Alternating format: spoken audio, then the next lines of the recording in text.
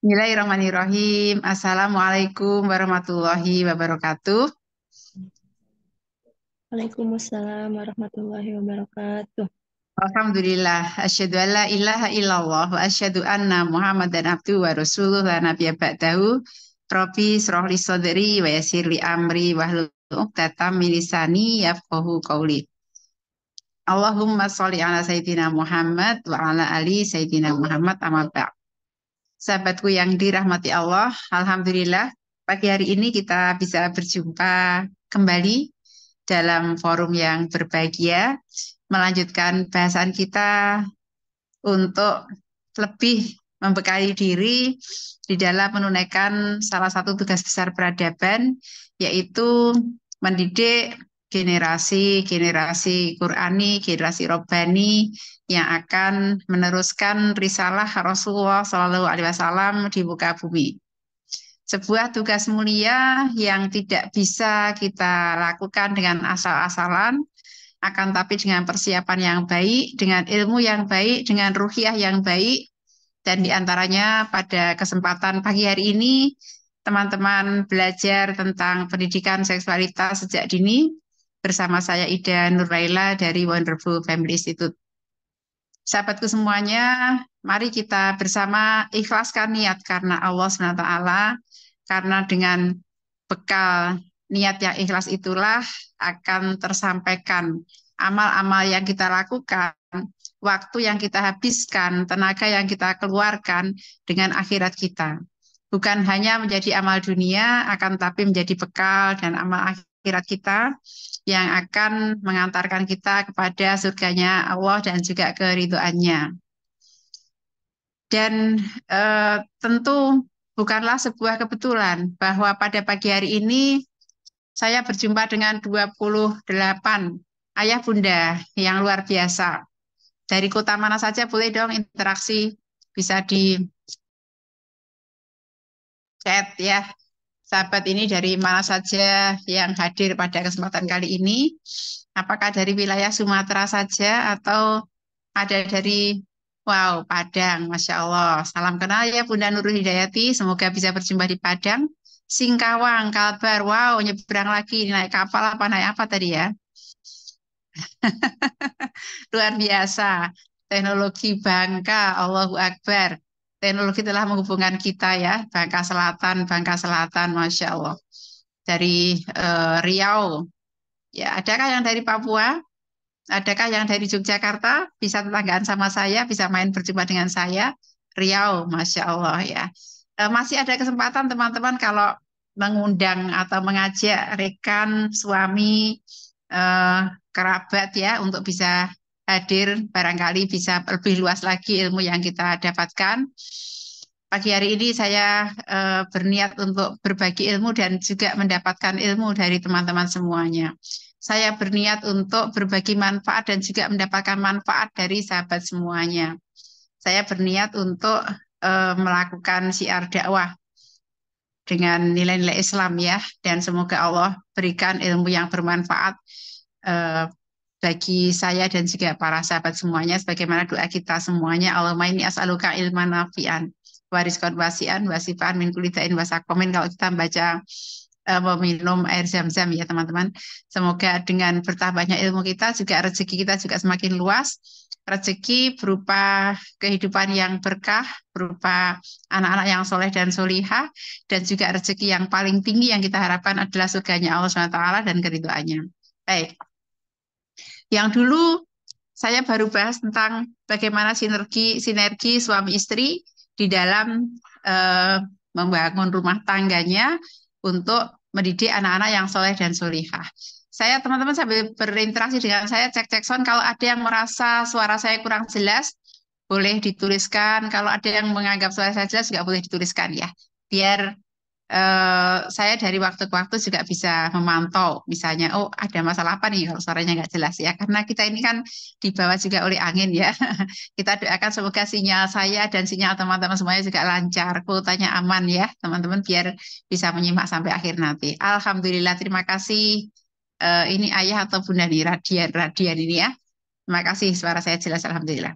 Nah, sesuatu yang kita bahas sekarang ini bukan main-main ya. Ini perkara yang besar apalagi di zaman penuh fitnah sekarang ini, di mana kita sering mendengar isu LGBT, pelecehan seksual, ya, eh, pergaulan bebas, lalu dengan medsos yang luar biasa sekarang ini betapa banyak orang-orang yang lalai untuk menjaga auratnya. Ini mendidik anak, menjagai anak di masa sekarang ini itu memang tidak mudah, berat banget ya. Kalau generasi baby boomer itu mengatakan beratnya mereka itu bukan di mendidik anaknya, tapi menjalani kehidupan untuk memenuhi kehidupan karena situasi saat itu tidak aman, tidak tenang gitu. Tapi sekarang generasi kita ini yang berat adalah mendidik anak, menjagai karena gempurannya bukan hanya dari darat atau lingkungan-lingkungan offline, tapi juga lingkungan online yang itu tidak terbatas ya di seluruh dunia itu. Nah, oleh karenanya teman-teman semuanya, mari bersama-sama ya kita cermati ini. Semoga teman-teman bisa fokus dan Allah berikan hidayah kepada kita semuanya. Saya mulai dari judul dulu. Judulnya adalah Pendidikan Seksualitas Sejak Dini. Teman-teman, berbeda antara pendidikan seks dengan pendidikan seksualitas ya. Seks itu berbeda dengan seksualitas. Ini yang harus kita pahami dulu. Ini mengapa saya pilihkan judul pendidikan seksualitas karena mencari padanan kata dari terjemahan bahasa Arab, tarbiyah jinsiyah itu tidak menemukan yang pas untuk jinsiahnya. Jadinya akhirnya kita ambilnya adalah sensualitas sejak dini ya. Seksualitas ini bukan hanya tentang urusan berhubungan seks gitu ya, atau urusan tentang seks aja bukan. Dia merupakan sesuatu yang lebih besar dari semuanya itu. Bisa langsung ke slide yang kedua ya, Kakak. Siapa moderatornya, pembawa ini ya. Semoga kelihatan di teman-teman, kalau teman-teman pakai HP juga semoga kelihatan, semoga terbaca. Insya Allah nanti PPT-nya boleh dibagikan. Semoga jadi amal jariah untuk saya. Boleh juga dibagikan ke manapun. Saya tidak merasa harus menyembunyikan ilmu yang ada. Jadi PPT dari saya boleh dibagikan oleh siapapun gitu ya. Baik, pendidikan seksualitas. Karena ini adalah sesuatu yang perkara yang besar, di mana keinginan kita dengan itu kita bisa membangun masyarakat yang beradab, yang jauh dari perilaku-perilaku seksual yang menyimpang, jauh dari pelecehan seksual maupun kejahatan seksual. Dan ini bukanlah sesuatu yang hanya dikaitkan dengan kesehatan reproduksi atau rasa nyaman tidak nyaman, rasa aman tidak aman. Tapi ini menyangkut juga perkara yang lebih besar dari itu, yaitu dia menyangkut masalah keimanan, masalah ibadah, masalah akhlak, maupun masalah sosial atau masalah muamalah. Dan nanti saya akan bahas satu persatu kenapa dia menyangkut masalah keimanan dan sebagainya. Dan memang harus dimulai sejak dini. Bahkan sebelum punya anak ya, sejak merencanakan menikah pun itu sudah bagian dari pendidikan seksualitas. Lu gimana sih itu gitu ya? Karena begini contoh, bagaimana sejarah pernikahan kita? Itu sebenarnya adalah pendidikan seksualitas bagi keturunan kita gitu. Kalau misalnya, maaf, ada keluarga-keluarga yang riwayat pembentukan keluarganya itu tidak bagus, itu harus disimpan, tidak boleh disampaikan kepada anak keturunannya. Misalnya mengatakan, Bapak itu dulu nikahi ibumu karena ibumu hamil duluan, misalnya gitu ya. Itu nggak boleh itu disampaikan kepada kita, aib. Aib itu adalah dosa yang sudah ditaubati, maka tidak boleh diceritakan lagi. Tapi kalau proses pernikahan kita itu bagus, misalnya dulu kita ta'aruf, dulu nggak pakai pacaran, dulu dicomblangi orang tua, dulu apa namanya bersihlah proses pernikahannya, itu bagus untuk diceritakan kepada anak kita sebagai bagian dari pendidikan bahwa seperti itulah sebelum menikah itu kita membersihkan diri kita, menyiapkan diri kita dalam sebuah proses pernikahan yang bagus gitu ya. Ini antaranya mengapa bahkan sejak akan membentuk pernikahan pun kita harus menjaga proses itu sebagai bagian dari nanti kita sejarah kepada anak kita, sejarah pendidikan seksualitas dari sini itu seperti itu. Jadi merencanakan berkeluarga itu adalah sebuah nantinya menjadi role model bagi anak-anak kita, bagaimana mereka nantinya juga akan meniru prosesnya dan lebih penting lagi ini meniru identitas gender dan peran gender. Apa sih hubungannya? Ya gini, kita nanti harus berpesan pada anak kita yang laki-laki ya, kamu tuh kalau menikah menikahlah dengan perempuan, kalau kamu yang perempuan menikahlah dengan laki-laki ya. Bayangkan jika keadaan-keadaan apa namanya keadaan-keadaan yang sekarang ini ya, ada orang-orang yang perempuan sama perempuan punya anak angkat, laki-laki sama laki-laki punya angkat. Nah, itu adalah pendidikan yang buruk ya, karena orang tua menjadi role model yang buruk. Aku punyanya dua mama, aku punya dua papa misalnya ya, karena eh, mereka tidak mencontohkan sebuah keluarga yang sesuai dengan fitrah yang Allah kehendaki. Laki-laki berpasangan dengan perempuan, perempuan berpasangan dengan laki-laki dan akan melahirkan keturunan. Itu ya, teman-teman. Jadi mengapa itu merupakan sesuatu yang besar urusannya karena menyangkut keselamatan peradaban manusiaan kita. Dan mengapa ada hubungannya dengan masalah akidah, keimanan? Ya, teman-teman, ada banyak terjadi kasus orang yang menginginkan anak dengan jenis kelamin tertentu gitu. Padahal kita menyadari bahwa Allah adalah Al-Khaliq sang pencipta.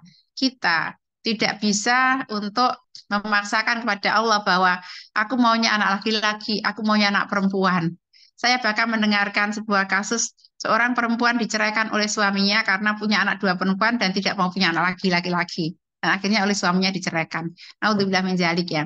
Jadi eh, menerima penciptaan Allah atas kita ya ridho kepada ma aradallahu bina apa yang Allah ciptakan pada kita itu adalah bagian dari keimanan maka eh, pasangan suami istri yang sudah menikah harus pertama menyiapkan diri untuk siap punya anak yang kedua siap punya anak dengan jenis kelamin apapun tidak kemudian memaksakan harus jenis kelamin tertentu sehingga kecewa ketika eh, jenis kelaminnya tidak seperti itu dan itu udah banyak kejadian ya menginginkan anak perempuan, karena laki-laki lalu si anak ini diperlakukan dengan tidak baik bahkan ada yang karena pengen anak perempuan, anak laki-lakinya dipakai seperti pakaian perempuan dan sebagainya gitu. Ini adalah masalah keyakinan kita pada takdir Allah, apapun yang Allah berikan pada kita, termasuk nantinya penerimaan. Jadi penerimaan si anak atas kondisi kesesuaian antara peran gender dan kelaminnya itu merupakan tugas orang tua. Jangan sampai anak membenci dirinya. Karena aku pengen jadi laki-laki, kenapa aku perempuan gitu ya. Ini tugas orang tua ya. Termasuk orang tua nggak boleh salah nih ya. Menetapkan gender si anak. Eh, menetapkan identitas gender si anak gitu ya. Karena saya pernah mendapat kasus di mana orang tua keliru ya, keliru bukan orang tua tapi bidannya. Jadi si anak ini lahir dengan eh, organ eksternal yang tidak tumbuh dengan baik, sementara organ internalnya dia laki-laki gitu ya. Jadi bidan ketika ngelihatnya mengatakan ini anak perempuan, kemudian dia diperlakukan sebagai anak perempuan sampai dia usia SMA kelas 1. Jadi sampai dia SMA kelas 1 dia sebagai anak perempuan. Dia tinggal di pondok, setelah SMP tinggal di pondok jadi sebagai anak perempuan. Terus karena tidak segera haid, maka kemudian terjadilah kegelisahan di keluarga itu dan diperiksakan dan ternyata hasil pemeriksaan macam-macam organ internalnya adalah laki-laki dan akhirnya dia harus mengubah mindsetnya bahwa dia laki-laki. Bayangkan kegaduhan seperti apa yang terjadi di pondok itu ketika tahu bahwa salah satu santriwatinya ternyata adalah laki-laki dan itu adalah kesalahan sekian lama dari orang tua yang eh, ketika alat kelamin eksternal si anak ini tidak sempurna, itu dianggap dianggap perempuan dan ternyata dia adalah laki-laki. Contohnya seperti itu ya. Jadi kalau kemudian orang tua harus waspada ya, kalau ini ternyata kok loh kok nggak ini gitu ya, nggak sempurna, itu harus cek organ internalnya. Apakah sampai mungkin kromosomnya aja kan tuh berbeda ya. Tapi kalau uji kromosom kan lebih berat. Tapi di dalam tubuhnya itu apa? Apakah ada rahimnya atau tidak dan seterusnya. Itu sesuatu yang sangat sangat bisa diselidiki di zaman sekarang ini dengan USG aja akan kelihatan itu. Itu ya teman-teman ya. Ini perkara yang kemarin itu sampai sampai ya konsul dengan kami sempat untuk mendampingi mereka gitu. Kemudian ini menyangkut masalah ibadah. Jadi indahnya membicarakan pendidikan seksualitas di dalam Islam itu karena dia tidak terlepas sendiri. dia merupakan suatu rangkaian dari eh, proses yang oleh syariat atur itu di dalam masalah ibadah. Sehingga dia mudah bagi kita untuk nantinya menyampaikannya. Dan tentu juga masalah akhlak ya, karena ini menyangkut pergaulan satu sama lain. Baik, kita masuk ke tahapan pendidikan seksualitas.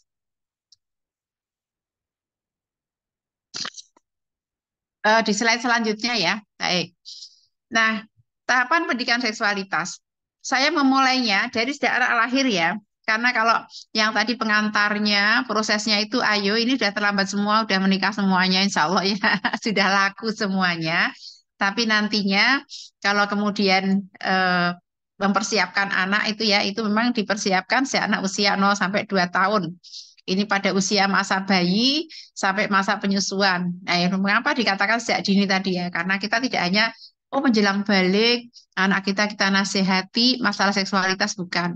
Bahkan sejak dia lahir itu kita sudah melakukan praktek-praktek atau aktivitas yang itu bagian dari rangkaian pendidikan seksualitas kita kepada anak kita. Sahabatku semuanya, seorang bayi sekalipun seolah-olah dia belum mengerti apapun, sebenarnya dia adalah pembelajar yang luar biasa. Dia pembelajar yang dia melihat apapun, mendengar apapun, mengindrai apapun itu akan masuk ke dalam pengembangan berbagai macam keterampilan dan potensi yang dia miliki. Maka selayaknya pada saat seperti ini termasuk di dalamnya adalah masalah rasa keyakinan dan juga rasa malu dari orang tuanya yang ditanamkan pada bayi. Jadi kalau orang tua ridho, oh ini anakku, mau laki-laki mau perempuan, aku terima dengan sepenuh hati, itu akan dirasakan oleh bayi. Anak-anak yang merasa ditolak oleh orang tuanya juga akan dia rasakan, walaupun tidak dikerarkan, apalagi kalau dikatakan ya. Katakan, orang tua mengatakan, apa namanya, aku tuh pengennya anak laki-laki ya, nggak tahu nih kenapa dia Allah berikan perempuan lagi gitu. Misalnya contoh ya, diulang-ulang pada tamu-tamunya, oh, itu menyakitkan sebenarnya ya. Bayinya memang belum bisa mengetahui perkataannya, tapi perasaan penolakan itu akan dirasakan oleh si anak. Dan juga termasuk bagaimana orang tua memperlakukan si bayi untuk menjaga auratnya. Sering kan kita lihat ya, kalau orang tua yang membiarkan aurat anaknya dilihat oleh orang banyak, mengganti popok di tempat yang sembarangan, di tempat umum, dilihat tamu-tamunya dan seterusnya. Walaupun dia belum tahu apa-apa, kita jaga auratnya ya. Aurat si bayi ini jangan sampai kita membukanya di sembarangan tempat ya. Termasuk juga ketika ibu menyusui ya. Ibu menyusui itu, maaf, payudara ibu itu hanya boleh dilihat oleh bayi yang menyusu padanya ya, nggak boleh para tamunya ikut lihat. Anaknya bahkan ya, anak yang sudah disape itu sudah tidak boleh lagi melihat dada si ibu. Bapaknya boleh nggak boleh gitu ya. Kakaknya sudah tidak boleh lagi. Nah ini sering terjadi ibu-ibu yang lagi males, PW gitu ya, nyusui di kamar, kakaknya ikut pada nongkrong, pada ngelihat ya. Apalagi sudah besar ya, sedangkan anak yang balita pun yang sudah tidak dalam masa penyusuan, sebenarnya sudah tidak boleh lagi untuk melihat dada si ibu ini. Itu ya, jadi ibu susu. Kalau teman-teman mengenal dalam syariat Islam ada ibu susu, maka ibu susu ini hanya boleh ya berlaku kalau dia menyusui anak orang lain sebelum dia berusia 2 tahun. Jadi nggak boleh anak 17 tahun datang pada seorang ibu yang lagi menyusui, aku ikut menyusui ya, nanti jadi anak susu nggak boleh ya. Yang boleh itu ya hanya yang masih di masa penyusuan. Ya, paham ya? Jadi biar kamu jadi anak susuku sini kamu aku susui dulu ya, itu bukan lagi anak susu. Anak susu adalah yang dia menyusu juga di bawah di masa penyusuan di bawah usia 2 tahun. Dan ada syarat-syaratnya, ada berapa kali tegukan atau sampai kenyang itu berbeda, ada khilafnya di sana. Tapi masalah bahwa dia dianggap anak susu juga ketika dia masa rodhoah, masa penyusuan. Kemudian bagian dari menjaga di tahap usia 0 sampai 2 tahun ini selain menjaga aurat anak adalah menjaga aurat orang tua. Orang tua jangan merasa bahwa karena bayinya juga nggak paham dia ganti baju di kamar, buka-buka, bla bla bla gitu semuanya saja bisa dilihat oleh bayinya. Apalagi hal yang sangat sangat intim yaitu hubungan suami istri. Nggak boleh dilihat oleh bayinya, nggak boleh didengarkan suaranya oleh bayinya. Ini adalah bagian dari pendidikan seksualitas kita kepada anak. Loh, gimana dong Bu kalau tidurnya sekamar.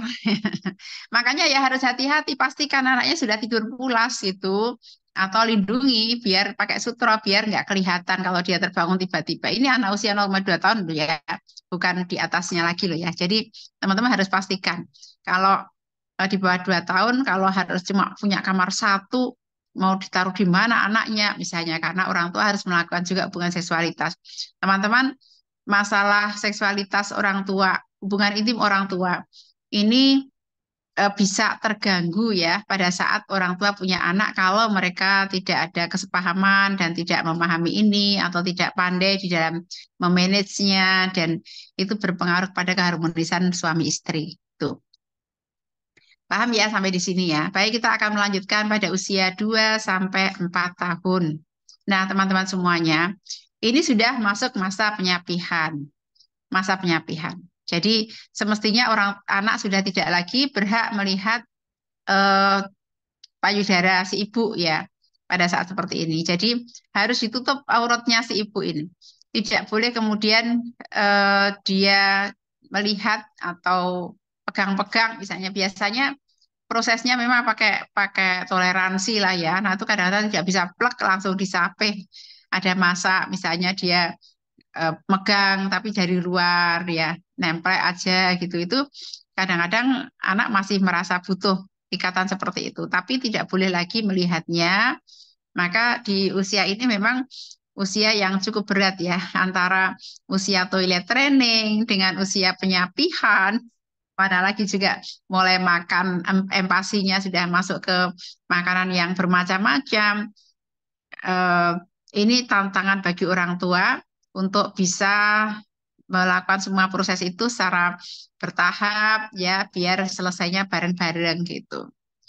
Jadi toilet training juga pada masa ini sangat penting untuk bisa tuntas. Saya melihat orang tua sekarang ini kadang-kadang mau mau instan, mau mudahnya saja. Anak dipakai popok sampai 2 tahun, sampai 3 tahun, sampai 4 tahun ya. Ini menurut saya kurang baik. Anak pertama saya itu saya latih toilet training ketika usianya masih 3 bulan. 3 bulan itu sudah saya ajari kapan pipis, kapan nggak pipis itu ya. Jadi setiap jam berapa saya tatur. Alhamdulillah bagus toilet trainingnya anak pertama itu. Walaupun kadang-kadang juga masih ngompol ya di usia dia itu eh, di bawah 1 tahun itu. Tapi jadi tidak banyak cucian popoknya karena kalau misalnya ayo dek pipis diajak dia langsung keluar juga udah dibiasakan seperti itu. Tapi saya di anak kelima saya merasa agak gagal karena ya mungkin kesibukan saya sehingga dia pakai popok sampai usia setahun kira-kira dia pakai popok dan dia masih mengompol sampai setelahnya masih masih kadang-kadang bocor mengompol misalnya. Tapi rata-rata anak-anak saya di bawah usia 1 tahun itu sudah mengerti toilet training. Jadi udah bisa mengatakan 8 tahun, 8 bulan itu ada bisa ngomong tuh pis-pis misalnya gitu dia akan sudah bisa mengatakan pis-pis jadi nanti ditatur diajak pipis ke belakang gitu. Pada masa itu ya nggak kuat beli popok, jadi hemat banget kalau bisa toilet training ini jadi anak jarang mengompol, rumah kita juga jadi tidak kena najis ya. Tapi memang butuh ya kesungguhan kita untuk berjaya di sana ya. Nah, diajari toilet training ini. Masuki fase yang penting untuk mengontrol kapan dia BAB, kapan dia di BAK, dan penting juga kita beritahu anak kepada siapa dia boleh meminta tolong untuk dibantu gitu ya. Agar eh, tidak kepada sembarang orang minta ditemani untuk pipis ya. Karena walaupun dia sudah bisa mengontrol kan dia harus tetap ditolong ketika dia di kamar mandi. Biasanya kesulitan melepas celana, menaruh di mana dan seterusnya, diajari cebok yang benar dan seterusnya gitu ya. Ini perlu masa latihan dan di usia 2 sampai 4 tahun ini bagus untuk melatih toilet training seperti itu sebagai bagian dari pendidikan seksualitas. Kita menyadari ini ya. Dan semua larangan yang berlaku di masa 0 sampai 2 tahun itu juga berlaku di sini. Contoh misalnya tentang bagaimana hubungan intim orang tua tidak boleh kelihatan kedengaran oleh anak. Contoh menjaga aurat si anak ini dari pandangan orang lain. Lebih-lebih lagi di sini ya. Karena anak sudah bisa kemana-mana. Kadang ini mereka sudah habis mandi, belum dipakai popok, belum pakai celana, udah lari-lari ke sana kemari ya. Diajari mereka untuk menjaga aurat ini agar punya rasa malu sejak mereka masih kecil ya.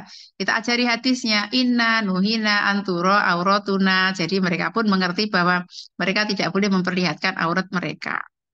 Nah, di masa ini juga kadang-kadang anak itu suka pegang-pegang alat kelaminnya, terutama anak laki-laki ya. Kalau anak perempuan karena tidak muncul, jadi ya nggak ada yang dipegang-pegang. Tapi kalau anak laki-laki karena alat kelaminnya eksternal keluar itu kelihatan gitu, maka kadang-kadang mereka memegang-megang.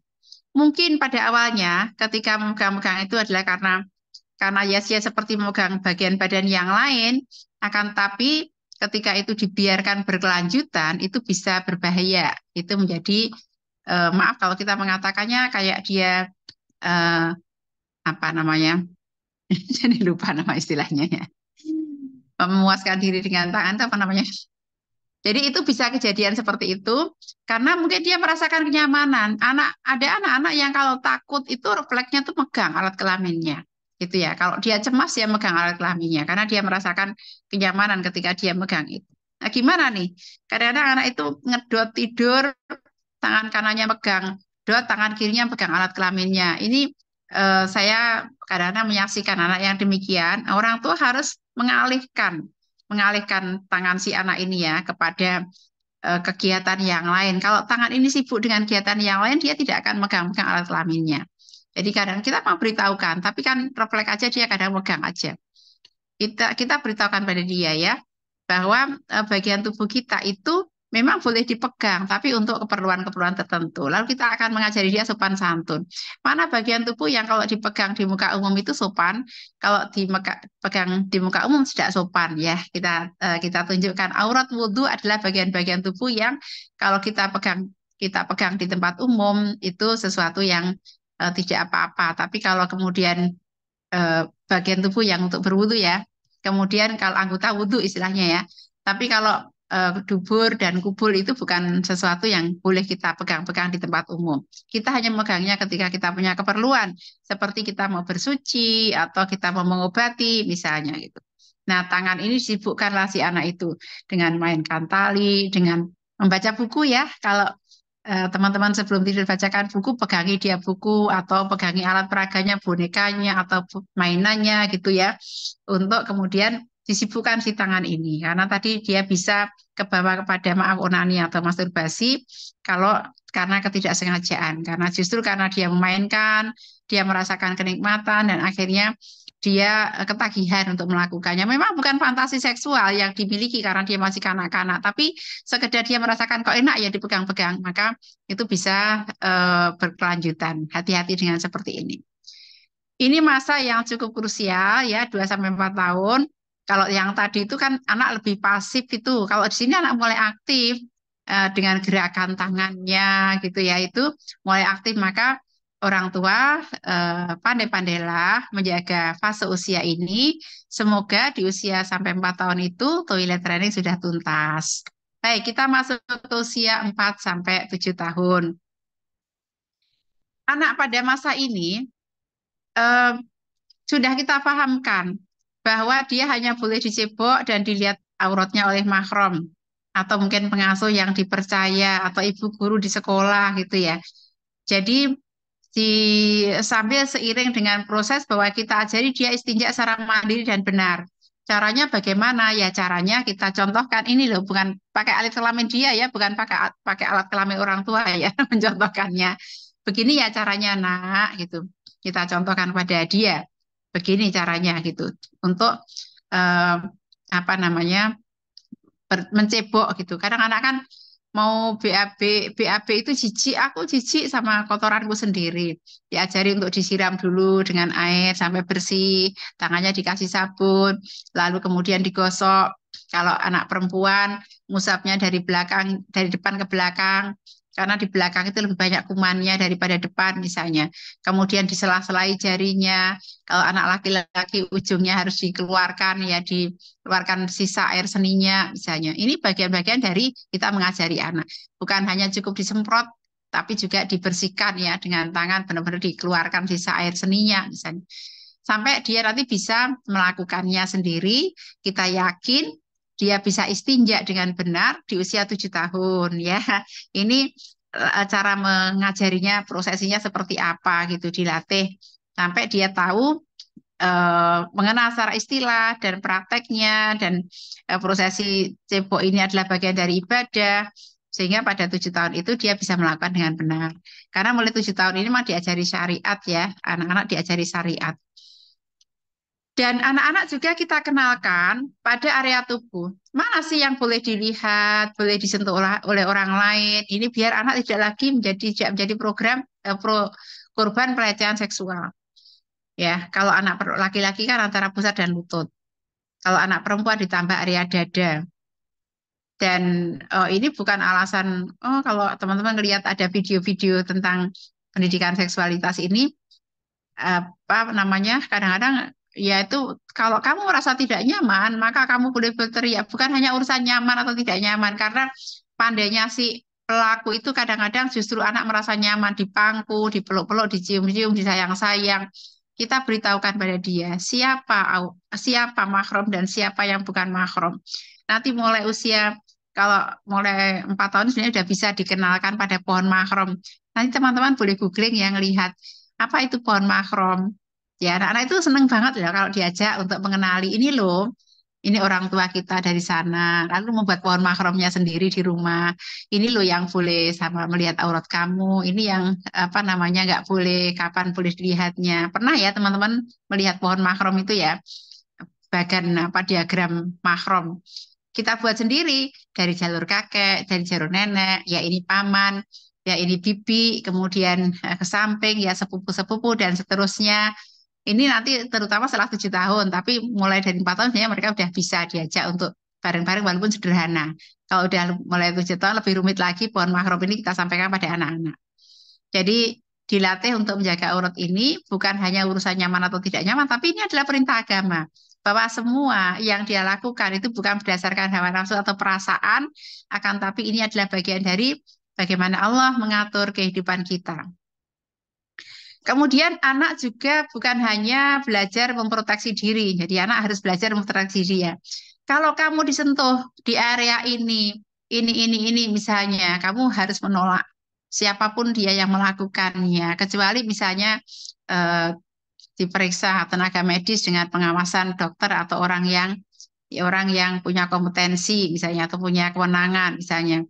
Kemudian dia belajar tentang sopan santun pergaulan dan perkataan, perbuatan dan pandangan.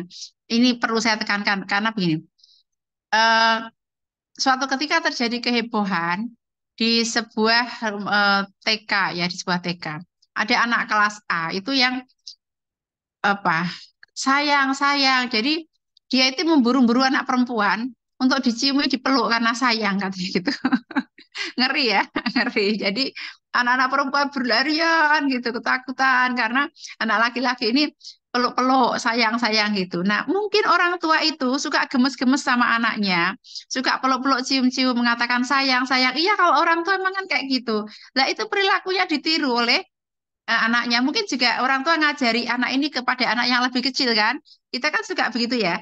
Kalau misalnya anak kita masih kecil, kemudian ketemu dengan anak yang lebih kecil, mungkin anak kita usia 4 tahun misalnya atau 5 tahun, terus 4 tahun biasanya ya, atau 3 tahun, terus ketemu anak yang lebih kecil, terus dia mau apa narik kayak atau mau apa kita bilang, ayo sayang sayang dipeluk aja sayang sayang, dipeluk, dicium aja sayang sayang gitu kan kita ngasih contohnya. Ternyata dia perlakukan itu kepada teman-temannya, temannya dipeluk, dicium lah kan ngeri ya anak-anak itu karena nggak biasa diperlakukan begitu oleh temannya.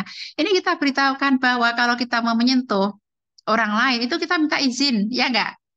Boleh ya aku sentuh gitu misalnya aku kan yang boleh nggak, yang biasanya kan minta gandeng tangan aja minta izin tak gandeng mau ya, mau tak gandeng ya gitu. Itu anggota wudhu loh ya, tangan aja kita minta izin. Apalagi mau peluk mau cium. Jadi kalau mau menyentuh temannya itu minta izin, tidak kemudian langsung asal peluk-peluk aja. Termasuk begini. Kadang tuh orang tua tuh gemes-gemes sama si anak ya. Kita kan ngelihat anak kecil pantatnya bulat-bulat, pipinya bulat-bulat gemes-gemes gitu kan. Kadang dicium, dicoel-coel, ditabuk-tabuk gitu. Perutnya gembul, kadang-kadang kita tabuk-tabuk misalnya. Dia bisa meniru itu kepada orang lain, ya. Kadang saya sendiri mengalami anak saya masih kecil, kadang juga senang anak itu memperlakukan pantat kita di gitu ya. Nanti khawatir dia juga melakukannya kepada perempuan yang lain atau pada anak yang lain. Ini bagian dari sopan santun yang kita ajarkan. Karena anak 4 sampai 7 tahun itu berinteraksi lebih luas. Dia udah masuk ke prasekolah, pendidikan prasekolah, bertemu dengan teman-teman seusianya, bergaul dengan tetangganya di lingkungannya, dan dia punya keberanian untuk melakukan itu gitu ya. Maka kita ajari dia tentang sopan santun pergaulan. Dalam perkataan, perbuatan, dan menjaga pandangan. Ya, menjaga pandangan. Misalnya contoh, kalau di kampung, di desa saya, kadang ada anak-anak kecil-kecil yang pipis sembarangan, ya. Apa, oh ya gitulah anak laki-laki itu main terus di jalan, tiba-tiba di pinggir jalan, pipis bareng-bareng, dan seterusnya. Kalau dia melihat orang yang melakukan membuka aurat, dia harus memalingkan pandangan. Walaupun masih kecil kita ajari ya. 4 sampai 7 tahun pun, Dek, kalau ada orang lagi pipis atau lagi BAB, jangan dilihat. Kamu pergi, berpalinglah kamu pergi. Kalau ada orang buka aurat, jangan dilihat. Ini berlaku online maupun offline ya. Karena kalau online kan mereka belum berinteraksi dengan gadget. Tapi secara offline kita kadang menemui yang begitu. Bahkan maaf kadang di jalan aja kita bertemu dengan pengendara kendaraan yang minggir dan mereka pipis di pinggir jalan misalnya ya. Atau kita bertemu dengan orang ODGJ yang dia buka auratnya kata tanpa dia sadar. Maka kita beritahukan pada anak untuk menjaga pandangan. Kalau melihat aurat orang lain, bukan dipelototin, tapi harus memalingkan pandangan untuk tidak dilihat. Sekarang ini banyak orang-orang yang berpakaian terbuka di tempat-tempat umum, di mal, di bandara, ya di tempat wisata, di apalagi kalau di pantai, di kolam renang. Nah, anak-anak kita ajari untuk menjaga pandangannya. Kemudian, prosesi khitan dan sunat pada anak laki-laki sebaiknya dilakukan pada tahapan usia ini. Saya mencari-cari literatur atau referensi tentang di usia berapa anak ini sebaiknya khitan, itu tidak ada yang pasti menyebutkannya. Akan tapi kita inikan aja kepada bahwa syariat itu diajarkan pada anak usia 7 tahun, maka sebelum itu sudah kita usahakan untuk dia mulai melakukan khitan. Dulu pada saat saya masih kecil, tetangga-tetangga saya kita tuh usia SMA lah, gede banget tuh ya. Udah besar sekali. Tapi anak-anak saya usahakan mereka berkhitan sebelum usia 7 tahun. Jadi kondisikan untuk bisa begitu. Toleransinya sampai usia 10 tahun ya teman-teman. Karena 10 tahun itu kalau sholat itu kalau tidak mau sudah dipukul. Kan itu ya. Kalau 7 tahun kan diajari sholat. Diajari sholatnya artinya juga dia bersucinya juga sudah benar. Gitu, makanya sebelum usia 7 tahun sebaiknya sudah berkhitan. Kalau belum toleransinya sampai 10 tahun, maka di 10 tahun dia sudah berkhitan. Jangan lewat dari 10 tahun. Karena ada anak-anak yang memang penakut itu terus nggak berani, ya akhirnya sampai usia kelas 3 SD, kelas 4 SD ya oke, tapi jangan sampai lewat dari itu. Ini anak belajar ya dikondisikan terutama ini ya PR-nya untuk khitan dan sunat ini dilakukan pada usia ini. Kemudian proses identifikasi gender. Nah ini mereka tuh suka nanya-nanya, udah pinter ngomong kan ya. Kenapa Mama nggak sholat? Kenapa Umi nggak sholat ya? Oh Umi lagi haid, curang. Kenapa kalau haid nggak sholat? Kadang-kadang pertanyaannya seperti itu mereka ya. Kemudian mereka mulai meniru-niru. Kalau anak laki-laki itu kadang-kadang kalau keseringan, terlalu sering di rumah sholat sama ibunya, nggak pernah sholat sama bapaknya, dia pengen pakai mukena gitu misalnya.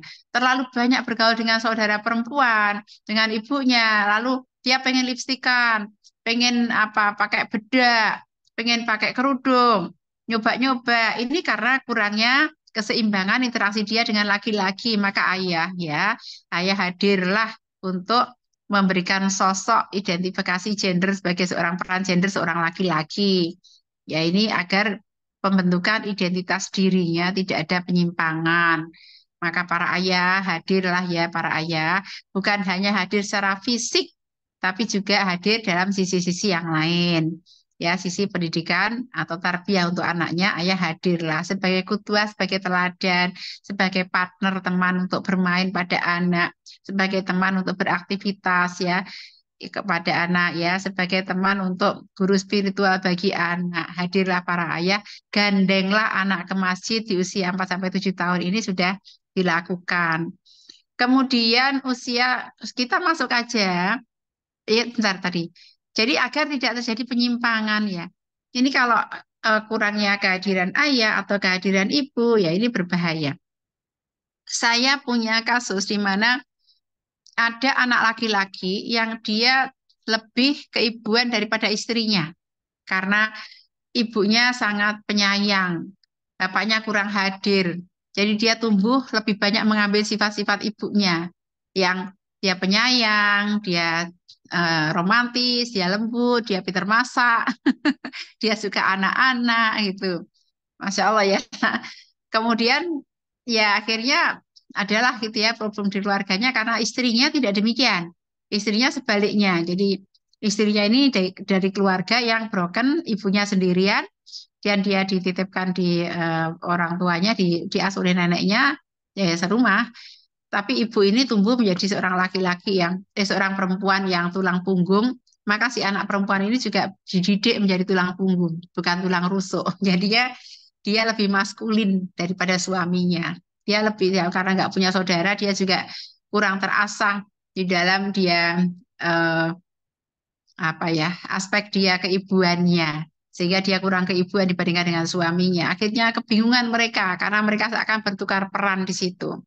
Ini ya teman-teman, perhatikan para ayah hadirlah sebagai sosok teladan gender bagi anak-anak dalam peran sebagai ayah dan suami.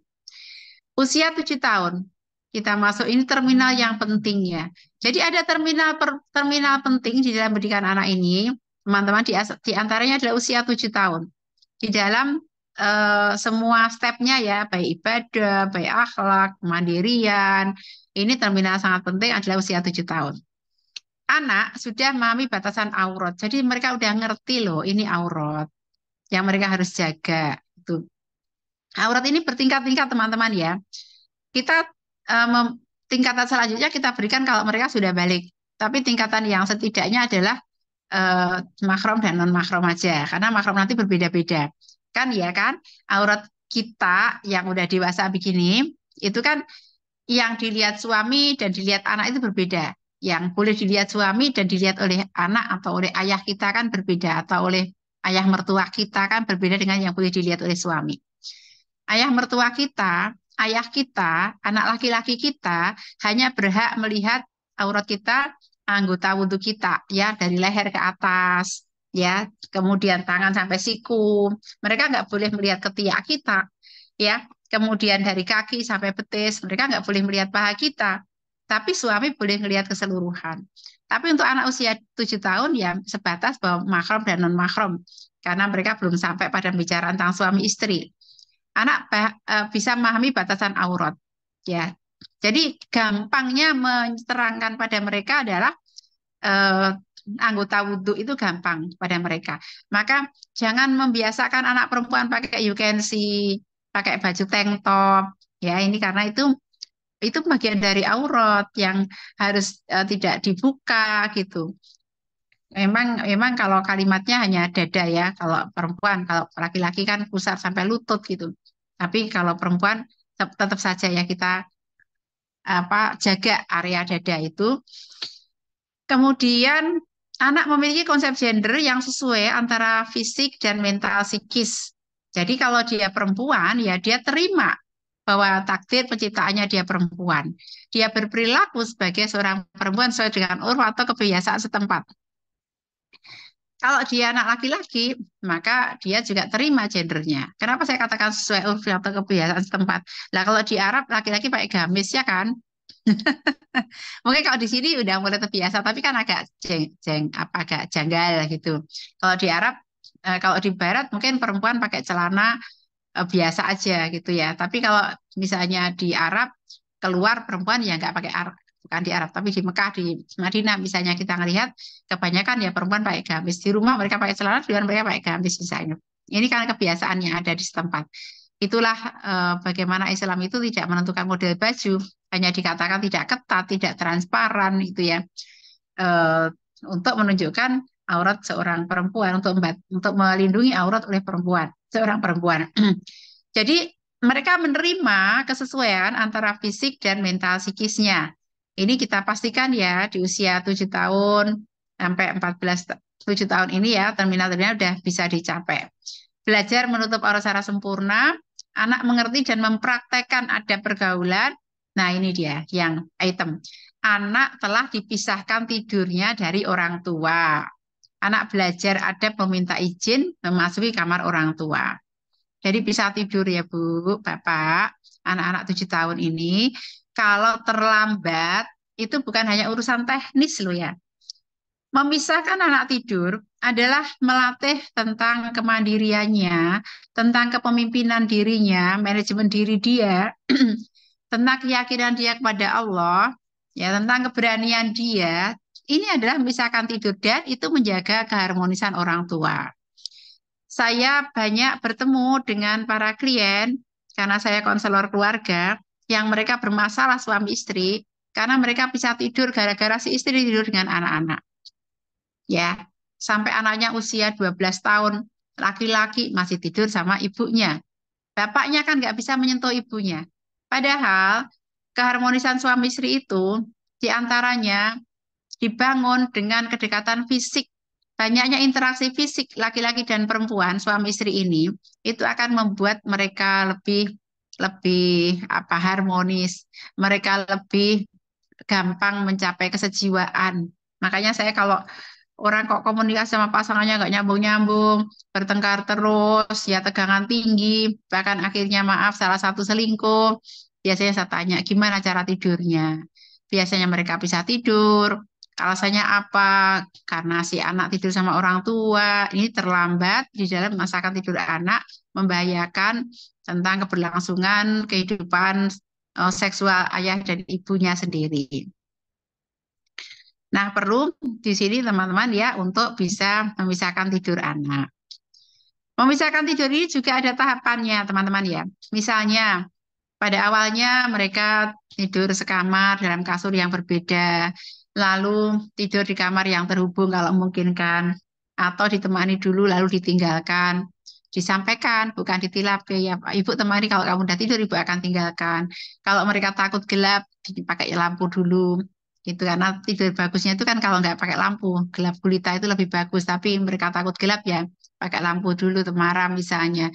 Dibacakan cerita dulu, sehingga mereka merasa nyaman dan seterusnya. Ini ada tahapan-tahapan di mana mengkondisikan anak berani tidur sendiri.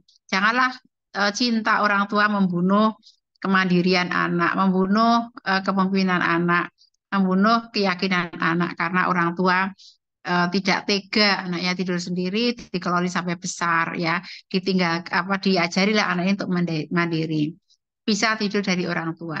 Dan pada saat itu juga dia harus punya adab untuk masuk kamar orang tua, meminta izin ketika masuk kamar orang tua, jangan ludas-ludus. Maka sebenarnya tersirat di sini, kamar orang tua itu harus kamar yang bisa dikunci, ya, digrendel, bukan kamar yang hanya pakai gorden. Ya anak bisa keluar masuk seleluasa. Jadi teman-teman yang harus punya pintu yang bisa dikunci itu satu kamar mandi, kamar orang tua, dan kamar anak perempuan. Ya kamar anak perempuan ditutup lah itu. Kalau anak laki-laki boleh tidur di mana saja. Mereka boleh tidur di dapur, boleh tidur di ruang tamu. Ya. Kalau rumahnya RSSS, di mana hanya ada 2 kamar, maka yang wajib punya kamar anak laki-laki, anak perempuan dan juga orang tua. Suami istri punya kamar. Anak laki-laki kalau belum mampu, orang tuanya bisa anak laki-lakinya tidur di ruang manapun gitu. Asal jangan di kamar mandi ya. Baik, kita lanjut di usia 7 sampai 14 tahun, 8 sebenarnya, 8 sampai 14 tahun. Nah, apa target pendidikan seksualitas pada masa ini? Ini juga masa yang sangat penting banget ya. Teman-teman kalau punya anak di usia ini, kalau di SD itu ada buku Pintar Iman Islam. Wajib ya ayah itu menyediakan di keluarganya buku Pintar Iman Islam agar dimudahkan kita untuk memberikan dasar-dasar akidah kepada anak kita, dasar-dasar ibadah kepada anak kita. Ya, karena mengajarkan syariat itu harus kita lakukan di usia 7 sampai 14 tahun ini untuk mempersiapkan mereka balik ya. Kalau mereka balik itu seharusnya mereka juga siap pada keadaan akil. Dan Masya Allah kita sekarang dimudahkan. Kalau kita nggak begitu paham, nggak begitu punya ilmu pengetahuan, ilmu syariah, maka kita sangat dimudahkan. Jadi teman-teman, buku Pintar Iman Islam itu bagus banget untuk dimiliki oleh keluarga muslim yang punya anak-anak di usia 7 sampai 14 tahun ini. Target masa ini adalah anak tuh memahami apa itu hakikat balik. Balik itu sampai. Sebenarnya eh, apa tanda-tanda balik itu kelihatan di tanda-tanda sekunder. Tanda sekunder itu apa? Ya suara anak akan berubah, ada kumis tipis, rahangnya akan semakin kelihatan, ya laki-lakiannya kulitnya mungkin akan berbeda, ya suaranya akan berbeda. Ini kelihatan di tanda-tanda sekunder. Tapi tanda-tanda primernya kalau perempuan dia akan mengeluarkan darah haid, ya ini berarti dia sudah balik. Tetapi ini dimulai di usia 9 tahun. Kalau ada anak yang haid, nah, haid berdarah di usia 5 tahun, 6 tahun, 7 tahun, 8 tahun, maka dia belum dihitung sebagai balik. Dia adalah istihadoh yang harus diobati. Emang ada. Ada anak usia 5 tahun haid. 5 tahun ya. Haid dan teratur sejak usia 5 tahun. Ternyata ketika dilacak mundur ke belakang, diteliti si anak ini pernah makan ngemil satu emplek pil KB pada saat dia usia 1 tahun. Jadi bayi ngerangkak-ngerangkak, ya anak kecil ini nemu pil KB-nya orang tua dimakan satu emplek sendiri.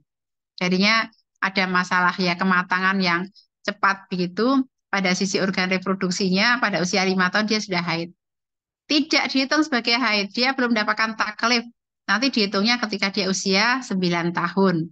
Jadi laki-laki juga demikian, anak laki-laki sudah ihtilam atau sudah bermimpi pada saat dia usia 7 tahun. Mungkin nggak mungkin, mungkin sekali kalau dia kebanyakan nonton pornografi, maka otaknya ini terlalu matang, terlalu cepat.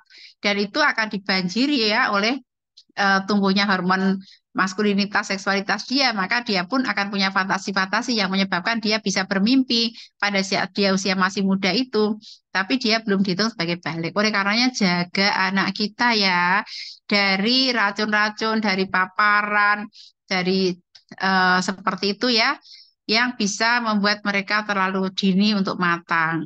Ya, tambahkan dulu pengetahuannya agar dia mengerti apa itu hakikat balik. Balik itu sampai. Maka akan tapi kalau dia belum bermimpi, belum ihtilam, belum haid sampai usia dia 14 tahun, maka dia tetap dihitung sebagai balik. Ada anak perempuan yang seumur hidup tidak haid, ya di usia 14 tahun dia dihitung sebagai balik ya. Ya syukur-syukur memang haidnya di usia 14 tahun itu, ihtilamnya di usia 14 tahun itu, ya artinya ada kesesuaian antara proses biologis dia dengan aturan syar'inya. Dan anak sudah memahami kewajiban syar'i seperti bersuci, sholat, zakat, puasa, menundukkan pandangan, menutup aurat. Loh, ini tadi yang saya sampaikan. Mengapa pendidikan seksualitas itu terkait dengan masalah ibadah, ya kan, teman-teman? Karena bersuci anak laki-laki dan perempuan berbeda, ya kan? Karena apa? Ya apa auratnya berbeda. Itu bersucinya berbeda. Maksudnya kalau mandi besar ya ceboknya perempuan itu kalau dia setelah haid maka dia harus dibersihkan dengan kapas atau dengan kain. Kemudian nanti setelah itu ada sunahnya dikasih minyak wangi misalnya berbeda. Lalu kemudian sholat, aturan sholatnya laki-laki dan perempuan auratnya berbeda. Tata caranya ada sedikit perbedaan antara laki-laki dan perempuan di dalam sujudnya misalnya. Kemudian kalau perempuan haid, gimana dia apa namanya? Gimana dia kapan dia harus berhenti sholat, kapan dia boleh sholat lagi, bagaimana hitungan haidnya. Ini menyangkut masalah ibadah. Kadang-kadang anak-anak yang baru mulai haid bingung karena ijrit-ijrit haid, sekarang nggak haid dan seterusnya. Perempuan yang akan menopause juga kadang-kadang begitu. Perempuan yang menyusui, perempuan yang minum obat KB atau pakai pakai spiral atau pakai suntik atau pakai minuman, minum pil misalnya. Itu juga ada gangguan-gangguan haid yang harus dia pahami itu. Kemudian nanti kalau puasa juga kan laki-laki dan perempuan berbeda. Sorry, kalau perempuan itu ada haid, ada nifas. Kapan dia boleh disebut sebagai nifas? Kalau dia pendarahan sebelum kalau dia pendarahan sebelum melahirkan apakah sudah termasuk nifas atau belum? Dia harus memahami itu. Kita juga harus mengerti. Ini ya, kapan dia mengkodok puasa dan seterusnya. Bagi seorang yang punya uzur puasa kemarin karena haid dan nifas. Apakah orang yang haid dan nifas itu harus mengkodok dan membayar fidyah atau membayar fidyah saja? Kapan dia bayar fidyah saja? Kapan dia mengkodok saja dan seterusnya. Nah ini semuanya tercampur-campur nih antara pendidikan seksualitas dia dalam peran gender dia ya dengan kewajiban-kewajiban syar'i. Makanya enak bagi kita sebenarnya menyampaikan pendidikan seksualitas dalam Islam ini karena dia bagian dari syariat. Lalu menundukkan pandangan, lalu menutup aurat ya. Seperti apa batasan aurat? Bagaimana cara menutup aurat? Kapan diboleh ditanggalkannya aurat itu? Ya, kemudian eh, siapa yang boleh menyentuh kita? Apakah bersalaman boleh atau tidak? Siapa mahram kita? Nah ini, pohon mahram itu bagus banget jadi bahasan di usia 7 sampai 14 tahun. Sampai detail, sampai kalau keluarga besar, karena banyak sekali keluarganya diajak gambar tuh. Saya ajak anak saya gambar bareng. Yuk kita bikin pohon mahram, lebar, bentangkan kertas besar. Sekalian mereka belajar tentang silsilah keluarga. Mana yang boleh kalau ketemu sama kakek-kakek eh, kakak itu boleh nggak salaman, boleh nggak cium tangan. Kalau kakek-kakeknya itu peluk kita, boleh nggak kita dipeluk di usia berapa sudah nggak boleh lagi dan seterusnya itu obrolan-obrolan yang seru banget loh di keluarga. Bagian dari pendidikan seksualitas, pendidikan akhlak kita kepada anak-anak kita ya, dan juga bagaimana kita bersosialisasi dengan masyarakat dan berdakwah di kalangan keluarga besar kita. Kemudian ini tadi ya, ini masuk di anak memahami dan mempraktekkan adab-adab Islami dalam pergaulan ini tadi ya di usia 7 sampai 14 tahun ya. Salah satu yang saya pelajari tentang tugas seorang anak di dalam keluarga itu yang paling utama tugas anak dalam keluarga adalah dia taat pada ayah ibunya. Yang kedua eh, dia berinteraksi dengan masyarakat dengan adab, adat dan akhlak yang baik. Itu tugas anak lo ya di dalam rumah tangga. Loh kenapa kok tugas anak dalam rumah tangga kok justru bergaul di luar dengan adab dan akhlak yang baik?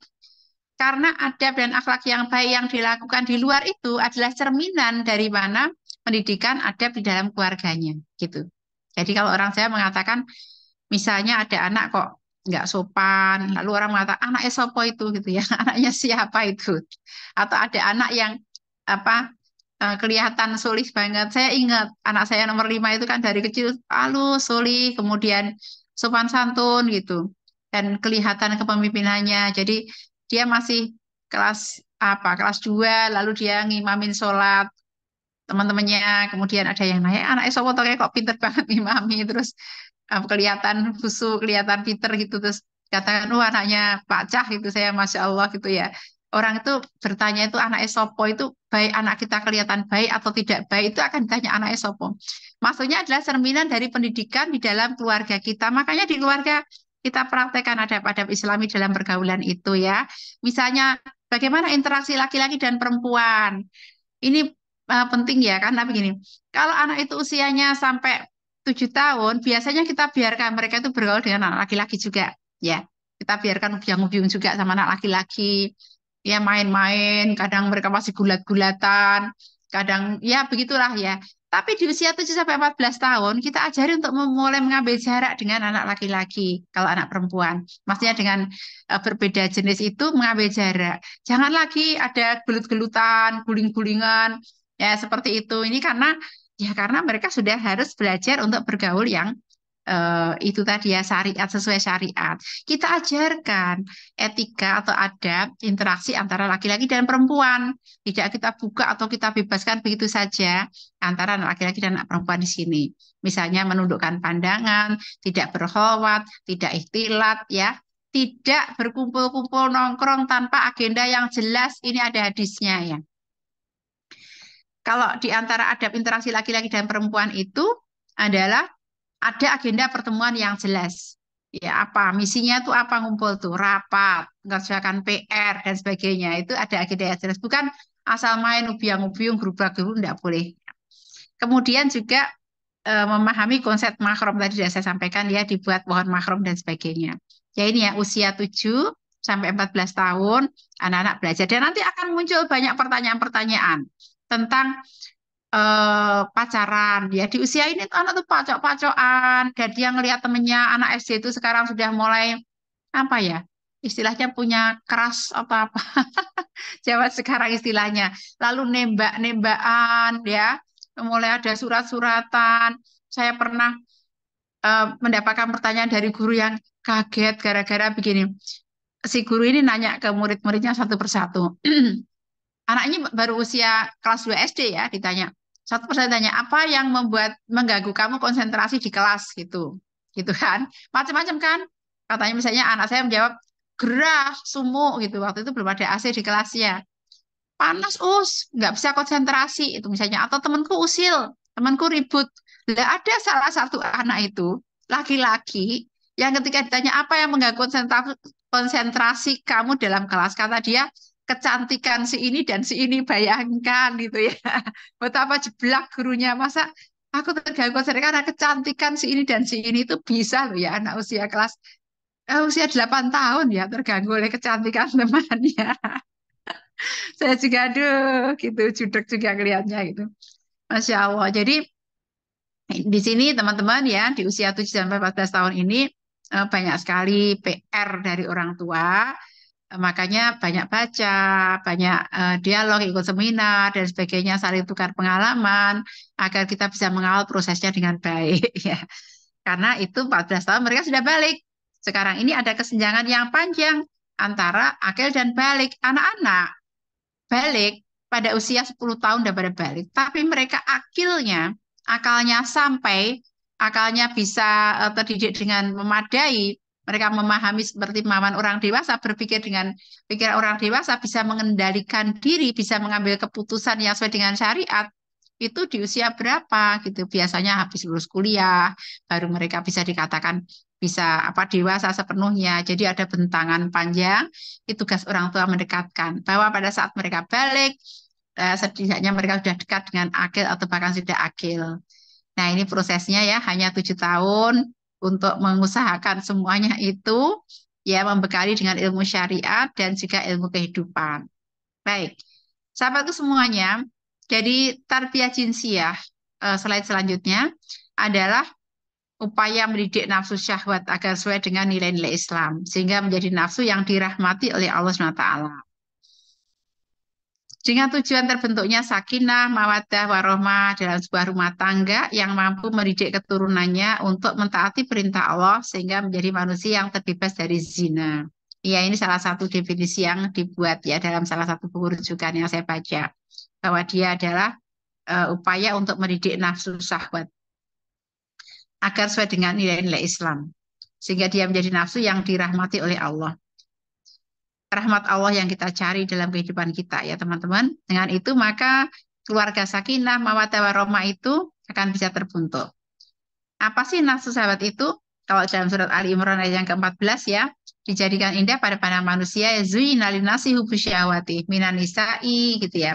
Pada anak-anak, pada wanita-wanita dan anak-anak ya dan seterusnya ya yang rinciannya ada di situ ada 8 macam ya kecintaan itu. Nah, teman-teman semuanya, problem-problem rumah tangga itu banyak muncul, di antaranya adalah karena tidak fitrahnya masalah seksualitas ini dan tidak tuntasnya pendidikan seksualitas di masa-masa sebelumnya. Maka maaf ya, ada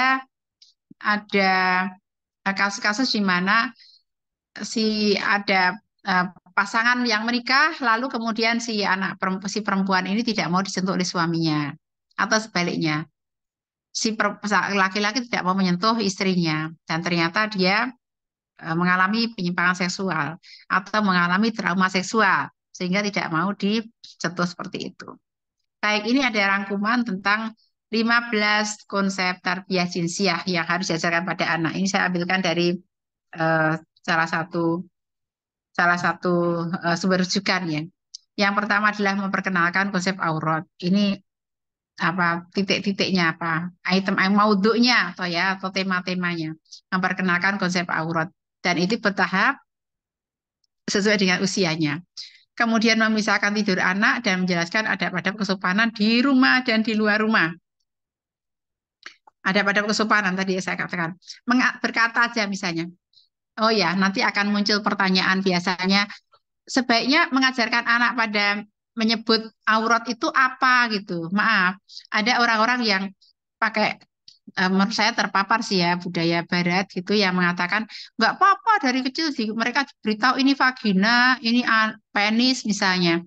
Ya, memang ada yang namanya kalau saya orang orang literasi ya, ada namanya rasa bahasa. Kita mengenal sopan santun. Kalau di tempat kita rasa bahasanya itu tidak enak gitu, nggak sopan lah kita mengatakan penis di sembarang tempat, mengatakan vagina itu nggak. Kita pakailah bahasa setempat yang dianggap menurut uruf itu sopan gitu ya. Misalnya kalau di Jawa itu orang mengatakan nunuk ya, nunuk itu adalah untuk mengatakan alat kelamin perempuan. Itu tidak apa-apa kita mengatakan ini nunuk karena orang semuanya tahu namanya nunuk misalnya gitu ya. Atau kemudian kita menyebutkannya sebagai apa ya, pokoknya kalau di sini itu ya. Artinya jangan memang tidak mengatakan burung ya, nggak boleh mengatakan burung ya. Kita mengatakan ini tempat pipis gitu, kita mengatakan seperti itu ya. Itu apa ini alat kelamin, tidak apa-apa kita mengatakan ini alat kelamin ya. Tapi kalau menurut saya istilah ilmiah seperti vagina atau penis itu diajarkan sejalan dengan pengetahuan dia tentang adab-adab kesopanan itu ya. Kapan sebenarnya dia menggunakannya? Dia mengerti, tapi kapan dia menggunakannya ya? Nah, kapan dia menggunakannya di sembarang tempat kita kalau kita merasa jengah kita sendiri misalnya nih ada ada dua orang di kendaraan umum lalu mereka mengatakan wah penisku itu gini-gini kan nggak sopan juga gitu bicarakannya seperti di tempat umum artinya dia kapan menyebutkannya harus menyebutkannya di tempat yang tepat sama juga misalnya kita ada orang bicarakan bicarakan ngomongin pantat saja kita akan menganggap ngomongin pantat itu bukan hal yang sopan gitu karena ya tempat-tempat seperti itu bagian-bagian tubuh seperti itu bukanlah bagian yang kita bebas eksplor aja mengatakannya seperti misalnya lah itu anunya pantatnya atau apa dan sebagainya begitu inilah kita mengajari kepada anak rasa bahasa kapan menempatkannya di mana dan seterusnya pendidikan adab ya kepada anak kita mendidik adab-adab istidzan istidzan itu minta izin ya di dalam rumah. Ya, termasuk misalnya begini, bertamu ya, bertamu. Bertamu itu bukan kemudian boleh ungak-ungak gitu ya. Saya tuh kadang-kadang ngeliat loh, ada orang kok kayak gitu ya. Udah misalnya saya sudah di kamar, sudah pakai gorden yang tipis itu, kemudian pada depan kamar itu udah taman yang mestinya tidak diinjak-injak, ada tamu belum dibukain pintu udah ungak-ungak ke jendela, ngintip-ngintip nggak boleh ya. Ini bagian dari hal yang dilarang untuk kemudian kita masuk rumah orang tanpa minta izin, ongak-ongak gitu ya. Kalau ngetuk pintu lalu kita harus mundur ke belakang menjaga aurat tuan rumah, kasih waktu tuan rumah itu pakai kerudung dan sebagainya. Kalau orang di rumah kan kita kadang pakai daster, butuh pakai rupuh dan untuk bisa keluar menemui aurat dengan benar. Ini bagian dari menjaga izin, termasuk masuk kamar orang tua atau masuk kamar anak perempuan ya. Utamanya masuk kamar orang tua di antara dua waktu, ba'da duhur dengan sampai asar dan ba'da isya. Itu harus mengetuk pintu karena pada saat itulah orang tua boleh menanggalkan pakaiannya. Terus lagi menanamkan jiwa maskulinitas pada anak laki-laki dan feminitas pada anak perempuan. Ya, apakah anak perempuan tidak ditanamkan maskulinitas? Iya, tapi prosentasenya lebih sedikit. Apakah anak laki-laki tidak diberi feminitas? Iya, diberi, tapi prosentasenya lebih sedikit. Jangan kebalik. Kalau kebalik nanti fitrah peran gendernya akan tertukar. Jadi kita juga tetap menanamkan. Memperkenalkan konsep mahram sekaligus ada pergaulan di antara mahram dan non mahram tadi ya sudah saya jelaskan ya eh, apa yang kemudian mereka boleh lakukan dengan non mahram dan bagaimana etika interaksinya. Mendidik ghodul basar atau menjaga pandangan. Ini ya di zaman sekarang ini antara online dan offline sama. Kita sampaikan kepada anak bahwa apa-apa yang mengikat menjadi larangan-larangan di tempat-tempat yang offline secara langsung, maka itu pun mengikat untuk tidak boleh dilakukan secara online. Ya, ingat ya. Pernah suatu ketika saya menemui kasus di mana ada seorang anak perempuan yang dia itu mengirimkan kepada pacarnya foto-foto yang terbuka gitu. Kan kata dia kan dia nggak ngelihat langsung. Dia kan cuma ngelihat bagian-bagiannya itu dan itu pun tertutup handuk kata dia. Loh, lah, enggak boleh seperti itu ya. Jadi anak-anak harus tahu bahwa menutup aurat itu online dan offline. Dan eh, kalau toh apa namanya online itu tetap harus auratnya bener itu ya.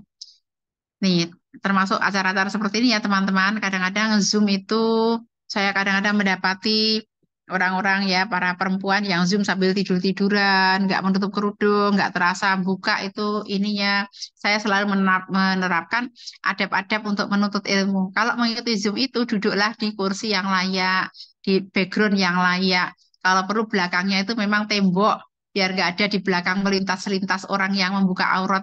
Tiba-tiba anaknya lewat nggak pakai kerudung, istrinya lewat nggak pakai kerudung, suaminya lewat cuma pakai handuk. Kejadian yang begitu, maka jaga aurat itu online dan offline. Harus duduk niat bersuci bahkan menutup aurat lalu duduk dengan manis. Ini adab kita menuntut ilmu agar ilmunya berkah, agar ilmunya masuk, agar dapatlah dia ilmu yang bermanfaat gitu. Dan juga menjaga peserta yang lain agar juga tidak melihat hal-hal yang tidak perlu dilihat, tidak ada iklan yang lewat, jadi begitu. Jadi ada pergaulan di sini, wadul basor. Lalu gimana kalau kemudian udah nggak sengaja lewat? Ya udah jangan diklik ya kalau itu online. Nggak usah dipelototi kalau itu offline. Ingat sama anak-anak ya, karena sekarang ini lewat-lewatlah disodorkanlah buruk hal yang buruk itu. Karena sekali kita membuka, kita dikenali begitu akan datang terus tontonan-tontonan yang begitu pada kita. Wadul basor. Lalu mengenalkan sanksi-sanksi perzinahan dalam Islam. Jadi gini, mereka harus kita ajak juga bagian dari topik diskusi ini adalah takrubuz zina. Tema tentang pacaran, tentang proses menikah, didialogkan ini anak di usia 14 tahun ya. Mungkin ada pembicaraan itu juga sudah bisa dimulai anak usia 12 tahun, tergantung kematangan anak. Saat-saat yang tepat untuk membicarakan tema-tema seperti itu adalah ketika ada ada peristiwa, ada momentum. Ya, ada momentum itu bagus untuk kemudian jadi bahan pembicaraan atau obrolan untuk mengenalkan tentang apa sih perzinahan dalam Islam karena mendekatinya saja tidak boleh apalagi melakukannya. Mereka harus tahu juga yang seperti itu. Kemudian mendidik anak untuk tidak ikhtilat campur baur, bergaul bebas antara anak laki-laki dan perempuan. Mendidik agar tidak berkhalwat, berdua-duaan. Ini banyak fitnah terkait dengan itu. Mungkin eh, misalnya contoh begini fitnah itu. Kemarin jadi bahasan yang ini juga ya. Jadi misalnya ini ya, eh, apa sederhananya ya, kalau di kalangan anak-anak itu misalnya mereka study tour nih, study tour. Kemudian ada tuh mereka tinggal di penginapan, di hotel kayak di tempat penginapan, lalu ada kamar anak laki-laki, kamar anak perempuan. Nggak boleh kita itu memasuki kamar anak laki-laki, misalnya ya, asrama anak laki-laki. Ya perempuan masuknya nggak boleh. Kemudian laki-laki nggak boleh itu masuk asrama perempuan, kamar anak perempuan, kamar hotel perempuan dan seterusnya. Kalau bertamu, mana kamar yang boleh dimasuki? Ya ruang tamu. Kalau dipersilakan makan bareng di ruang makan ya bareng-bareng boleh. Kalau dipersilakan ke musola keluarga ya boleh. Dipersilakan yang ruang semi privat seperti perpustakaan keluarga ya boleh. Tapi tidak boleh tamu anak laki-laki masuk ke kamar anak perempuan punya yang tua rumah. Masuk ke kamar keluarga eh, bapak ibu ya. Jadi anak-anak saya tekankan banget, kamar bapak ibu nggak boleh dimasuki oleh selain keluarga. Ya, nggak boleh dimasuki oleh teman-teman kamu, gitu. Kemudian kamar kamu hanya boleh dimasuki oleh teman kamu yang perempuan, walaupun mereka masih SD, ya, walaupun mereka masih TK misalnya, mereka harus tahu bahwa kamar mereka adalah privasi, yang tidak boleh sembarangan orang masuk kamar mereka. Kamu hanya boleh masukkan anak teman kamu yang perempuan, karena saya perempuan ya.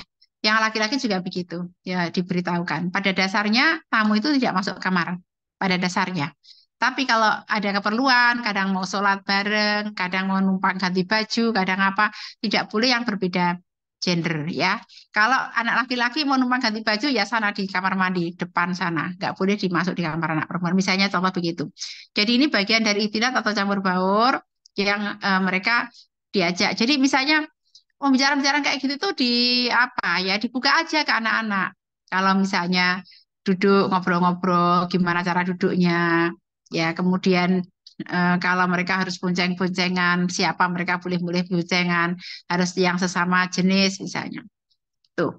Kemudian etika berhias. Nah, ini dia. Nanti kalau punya anak cewek-cewek, sekarang ini pada pintar-pintar dandan ya anak sekarang ini. Orang tuanya tuh kalah gitu, nggak bisa dandan. Saya juga nggak bisa dandan. Nah, ya entahlah bagaimana pergaulan mereka sekarang ini anak-anak masih masih usia SD aja udah ada yang lipstikan, udah ada yang pintar dandan dan sebagainya. Anak-anak ini bagian dari yang kita bahas nantinya. Saya nggak bahas sekarang ya. Kalau teman-teman mau bahas itu ya harus pakai ahlinya. Saya bukan ahli di situ. Karena nanti menyangkut banyak syariat masalah ini. Intinya adalah eh, apa dandanya anak perempuan itu tidak boleh mengubah fitrahnya, tidak mengubah hal yang di jadi ciptaan Allah. Itu kemudian berbau parfum yang wangi, yang menyengat, yang kebauan oleh orang di sekitarnya, yang boleh hanya orang terdekat yang ada di sampingnya, boleh membawa misalnya. Ketika kita balance atau bias, itu juga jadi bahasan diskusi antara orang tua dan anak. Lalu mendidik konsep taharah seperti menjaga kebersihan mulut, alat kelamin, cara wudhu, ya dan sebagainya. Ini bagian juga dari tarbiyah jinsia. Menjelaskan makna khitan, ihtilam, haid ya secara bijaksana pada anak sesuai dengan tahapan usianya. Dijelaskannya setidaknya ketika anak mulai usia 7 tahun. Karena anak-anak sekarang ada yang haid usia 9 tahun juga ya. Menjelaskan, tapi ngelihat ya sambil lihat perkembangan anak menjelaskan ayat Al-Quran dan hadis Nabi terhubung dengan proses kejadian manusia yang dari nutfah, alaqah, mudghah, kemudian proses sampai terlahirnya seorang bayi dengan maksud mendekatkan diri kepada Allah. Ya anak-anak tuh suka nanya nantinya, aku tuh dulu keluar dari mana? Nah ini ya teman-teman, prinsip pendidikan seksualitas itu adalah sesuap demi sesuap. Kita tidak perlu memberikan informasi yang berlebihan yang tidak dibutuhkan oleh si anak. Berikan informasi hanya yang dibutuhkan, sesuai kebutuhan saja. Jangan dibanjiri dia dengan informasi yang dia tidak perlukan. Contoh misalnya, Bin, ada eh, seorang anak usia 7 tahun yang dia nanya sama neneknya, gitu ya. Nanya sama neneknya gitu, Nek, berjima itu apa gitu? Mandi junub itu, berjima itu apa, Nek gitu? Terus neneknya, hah, dari mana kamu dapat seperti itu? Ngapain kamu nanya yang seperti itu? Nah, anaknya bilang, lah ini nek di pelajaran fikih ini ada mandi besar itu setelah berjima itu. Nah kan itu kan jadi anak itu kan kita tanya balik ya yang penting itu. Kalau anak bertanya sesuatu itu kita tanya balik seberapa pemahaman dia, dari mana dia dapatkan dulu seperti itu. Baru kemudian kita jawab sesuai kebutuhan dia. Jangan dihakimi dulu. Kayak misalnya ada anak eh, ini anak usia baru 5 tahun, dia nanya, ayah seks itu apa ayah gitu. Wah, ya, ayahnya kaget tersengat ya. Karena dalam bayangan ayahnya seks itu ya seks gitu ya. Apa ya aktivitas seksual gitu. Terus si anak ini dimarahi sama ayahnya, kamu masih kecil jangan ngomong masalah seks gitu. Terus dia bingung si anak, ya ini loh ya. Jadi dia pegang majalah yang di situ ada isian itu loh, isian apa kayak formulir gitu ya. Nama dan sebagainya seks. Nah, padahal itu jenis kelamin kan sebenarnya di isian itu. Tapi si ayah ini memahaminya terlalu jauh. Padahal kenapa kamu bertanya seperti itu, nak? Tanya gitu ya. Mengapa kamu bertanya seperti ini? Loh ya ini ada isiannya. Oh itu artinya jenis kelamin diisi laki-laki atau perempuan kan sederhana itu selesai gitu ya. Nggak perlu kemudian kita bingung ya.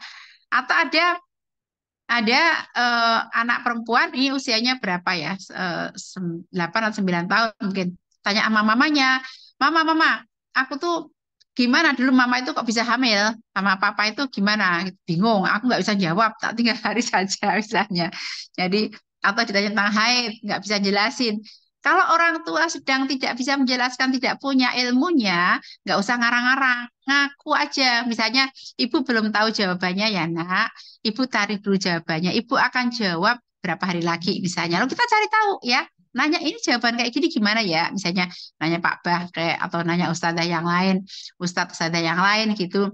Nanti kita jawab. Jangan biarkan anak itu tidak mendapatkan jawaban dari orang tua sehingga dia mencari jawaban dengan cara dia sendiri karena Kalau dia nanya Google, Google tuh nggak punya tanggung jawab moral untuk memberikan yang benar, jawaban yang benar sesuai dengan syariat ya. Dia akan berikan jawaban sesuai dengan dia. Atau orang lain nggak punya tanggung jawab moral, tapi orang tua punya tanggung jawab moral untuk memberikan jawaban yang benar. Karena kita punya taujih atau arahan pada anak. Oke. Lalu mengajarkan puasa. Sunnah dengan itu akan mempersempit jalannya setan dan bisa menahan gejolak hawa nafsu.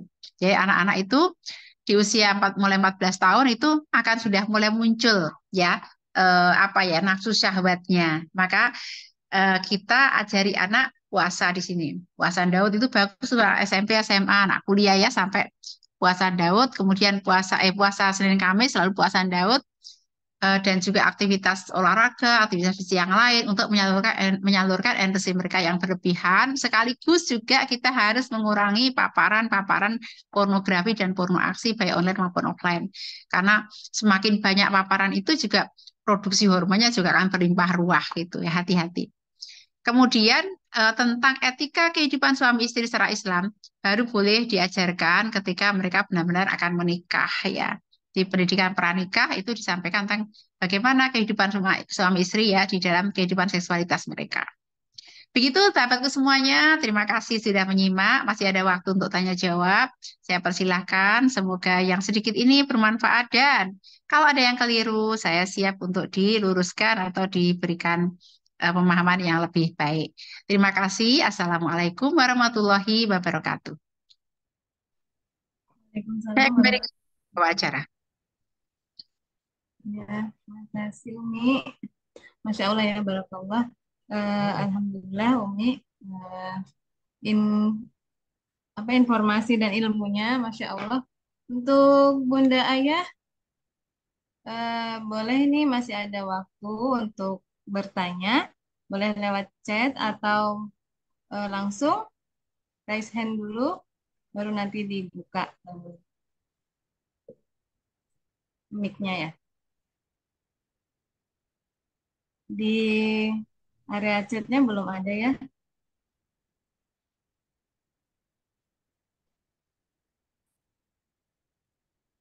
Alhamdulillah ada 55 ayah dan bunda ya yang sudah bergabung.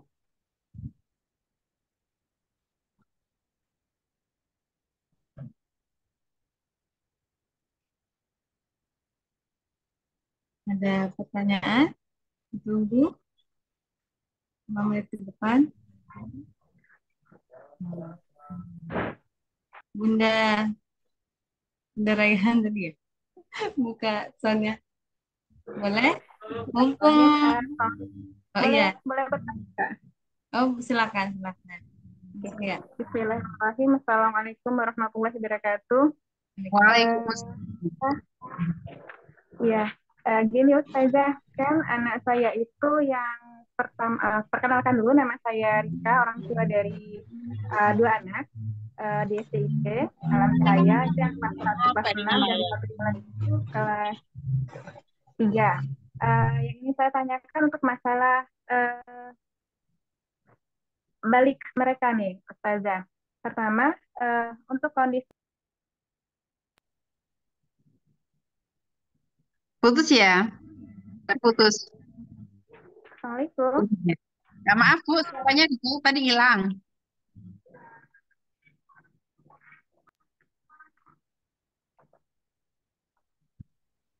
Tadi hilang suaranya, Bunda Rehan. Oke, masih Dari terdengar ulang. sekarang bisa? Sekarang sudah jelas. Oke.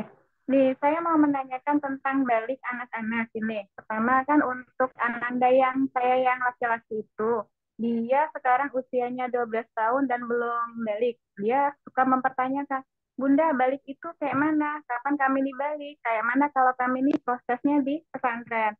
Dan kalau untuk masalah balik laki-laki, terkadang saya agak susah menjelaskannya. Kadang kembali lagi ke Abina untuk menjelaskan masalah balik itu. Tapi eh, untuk lebih rincinya lagi menjelaskan masalah balik itu gimana untuk ke anak laki-laki itu. Eh, Kemudian pada saat dia kan baliknya bukan sekarang, tapi baliknya kalau itu berarti kenanya di sekolahnya nanti. Itu bagaimana cara menjelaskan sama dia? Nah, terus untuk konsep anak perempuan, ini konsep mereka kan masih ngomong, masih dekat sama abinya gitu. Masih Usia peluk berapa? lah. Assalamualaikum, masuk. Usia berapa? Yang mana Yang, yang sudah, yang anak yang pertama laki-laki itu usianya 12. 12, Nah, yang yang perempuan perempuan itu usianya masuk 8. 8 masuk 9 lah. Nah, dia tuh kan masih sama, masih apa, sama abinya tuh masih suka manja-manja kayak gitu. Kadang-kadang masih minta peluk, kadang-kadang masih pakai baju, misal pakein baju sama abinya kayak gitu saja. Nah, kita kadang-kadang sudah menjelaskan, Kak, kalau kakak perempuan nggak boleh lagi sama abi. Tapi dia bilang, kok adik kami masih, katanya yang kecil itu masih 5 tahun masih dengan abinya. Udah adil lah abi nih sama kami, kok kami beda. Terus adanya yang bungsu itu masih dipeluk-peluk, tidur masih diayomin. Kok kami nggak lagi? Kok kami nggak dicium lagi, Abi? Kok kami nggak dicium ini lagi? Katanya kayak gitu. Itu bagaimana, Ustazah? Itu mungkin dari saya pribadi, itu aja mungkin yang saya tanyakan. Terima kasih. Assalamualaikum warahmatullahi wabarakatuh. Waalaikumsalam warahmatullahi wabarakatuh. Langsung saya jawab aja ya. Ya, silakan. Iya, baik. Wah, pertanyaannya bagus banget ini. Saya kira yang diam-diam ini juga nunggu-nunggu jawaban ya. Terima kasih Bunda sudah mewakili suara hati para peserta. Untuk anak laki-laki usia 12 tahun cara menjelaskan balik ya, insya Allah ya, tidak sulit. Siapa yang harus menjelaskan? Apakah ayah, apakah ibu? Boleh salah satu, boleh dua-duanya ya. Boleh ayah saja, boleh ibu saja, boleh ayah dan ibu ya. Tapi saran saya, kalau anak laki-laki sebaiknya ayah apa lebih lebih dominan untuk memberikan penjelasan ya dengan cara laki-laki. Ini ayahnya ikut nggak?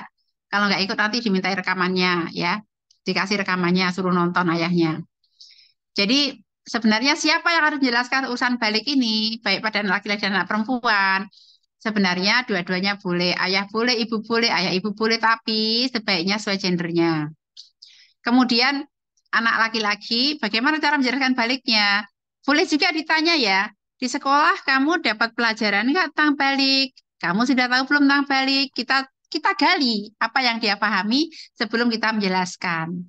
Lalu dari apa yang dia sampaikan itu kita kemudian bisa pertegas kalau sudah benar, kita luruskan jika salah ya.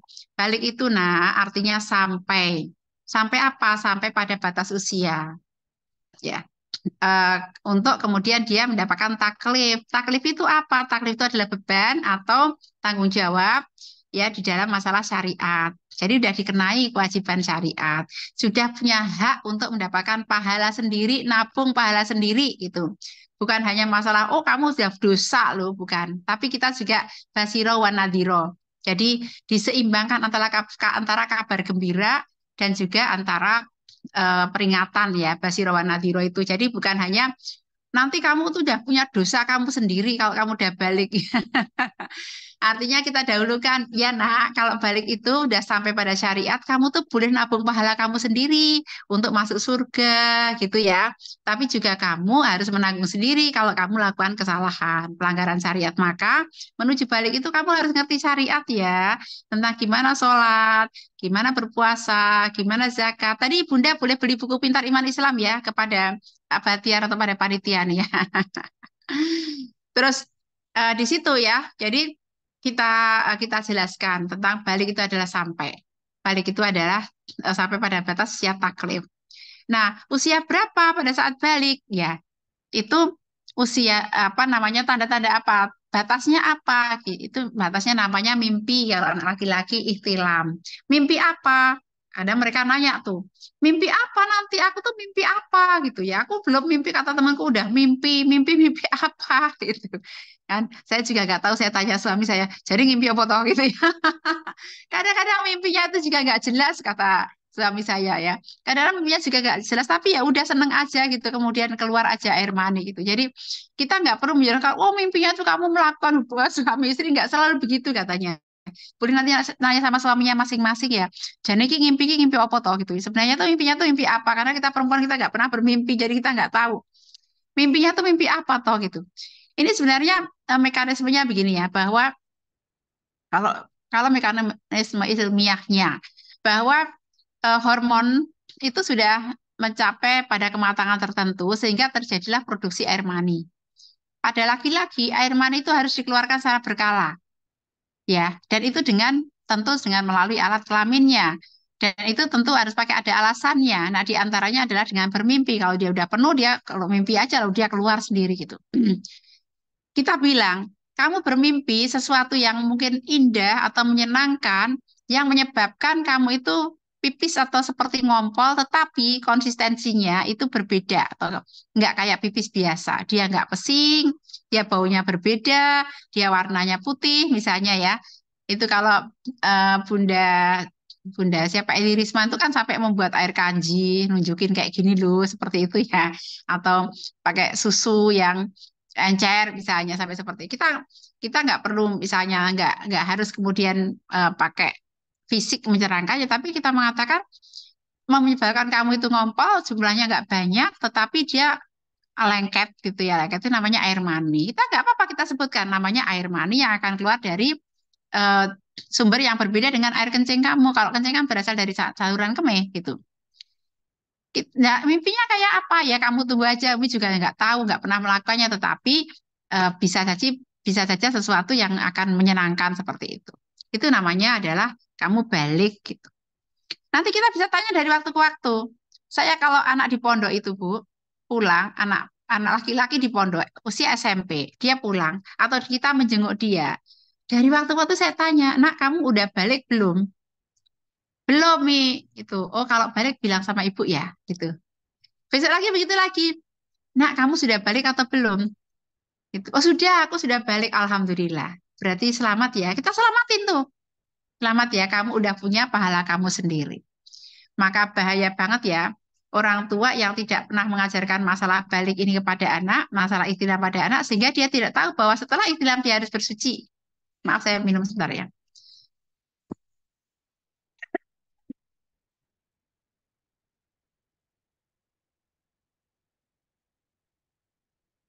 Sehingga ada anak-anak itu yang sekian tahun dia tidak pernah bersuci mandi besar setelah dia ikhtilam. Padahal dia bermimpi karena orang tuanya tidak pernah mengajari. Ya, jadi kita ajari dia nanti kalau kamu itu mimpi basah, mimpi sampai ngompol itu, maka kamu harus ya mencuci, mengganti pakaian kamu, membersihkan air maninya ya. Kemudian kamu harus mandi besar. Sebagai bentuk karena kamu sudah bermimpi, mimpi besar itu punya mandi mandi besar ya, mandi besar untuk karena itu. Bukan junub, kalau junub kan habis bukan suami istri ya, mandi besar itu. Kita jelaskan begitu. Seperti kebutuhan dia saja. Ya, seperti kebutuhan. Kalau dia butuhnya adalah mandi besar karena itu ya tidak usah diterangkan tentang junub gitu ya. Kita terangkan tentang seperti itu. Baik. Kemudian yang kedua untuk anak perempuan yang dekat dengan ayah, minta dipakein baju. Jadi gini, eh, ada kan juga Ustadz siapa itu yang membagi-bagikan pada usia berapa ayah ibu harus dekat, ibu yang dekat, lalu sesuai dengan gender, lalu berapa dengan gender gitu ya. Ya, seingat saya di antara 7 sampai 12 tahun, di antara 7 sampai 12 tahun atau 14 tahun itu gender yang sesuai. Ayah dekat dengan anak laki-laki, ibu dekat dengan anak perempuan. Maksudnya bukan menjauh ya, anak dengan anak perempuan, tapi ibu harus mengambil peran yang lebih kuat di sini untuk mendekat pada anak perempuan. Ya, ayah mengambil tetap dekat, tapi ibu mengambil dekat. Anak usia 8 tahun ini udah bisa dipahamkan, diajak dialog bahwa dia boleh kok kamu tetap sayang-sayang ayah. Bunda, ayah itu boleh mencium anak sampai dia dewasa ya. Rasulullah itu mencium Fatimah itu sampai Fatimah dewasa. Itu tetap dicium, tetap dipeluk, dirangkul, tetap dicium itu boleh Bunda ya. Tapi kalau pakai baju mandiin ya jangan ayah. Bunda yang ambil peran ya. Untuk kalau dia belum bisa mandi, makanya tadi ya saat 8 tahun tuh harusnya udah bisa mandi sendiri, pakai baju sendiri. Kemandirian tuh di usia 7 tahun.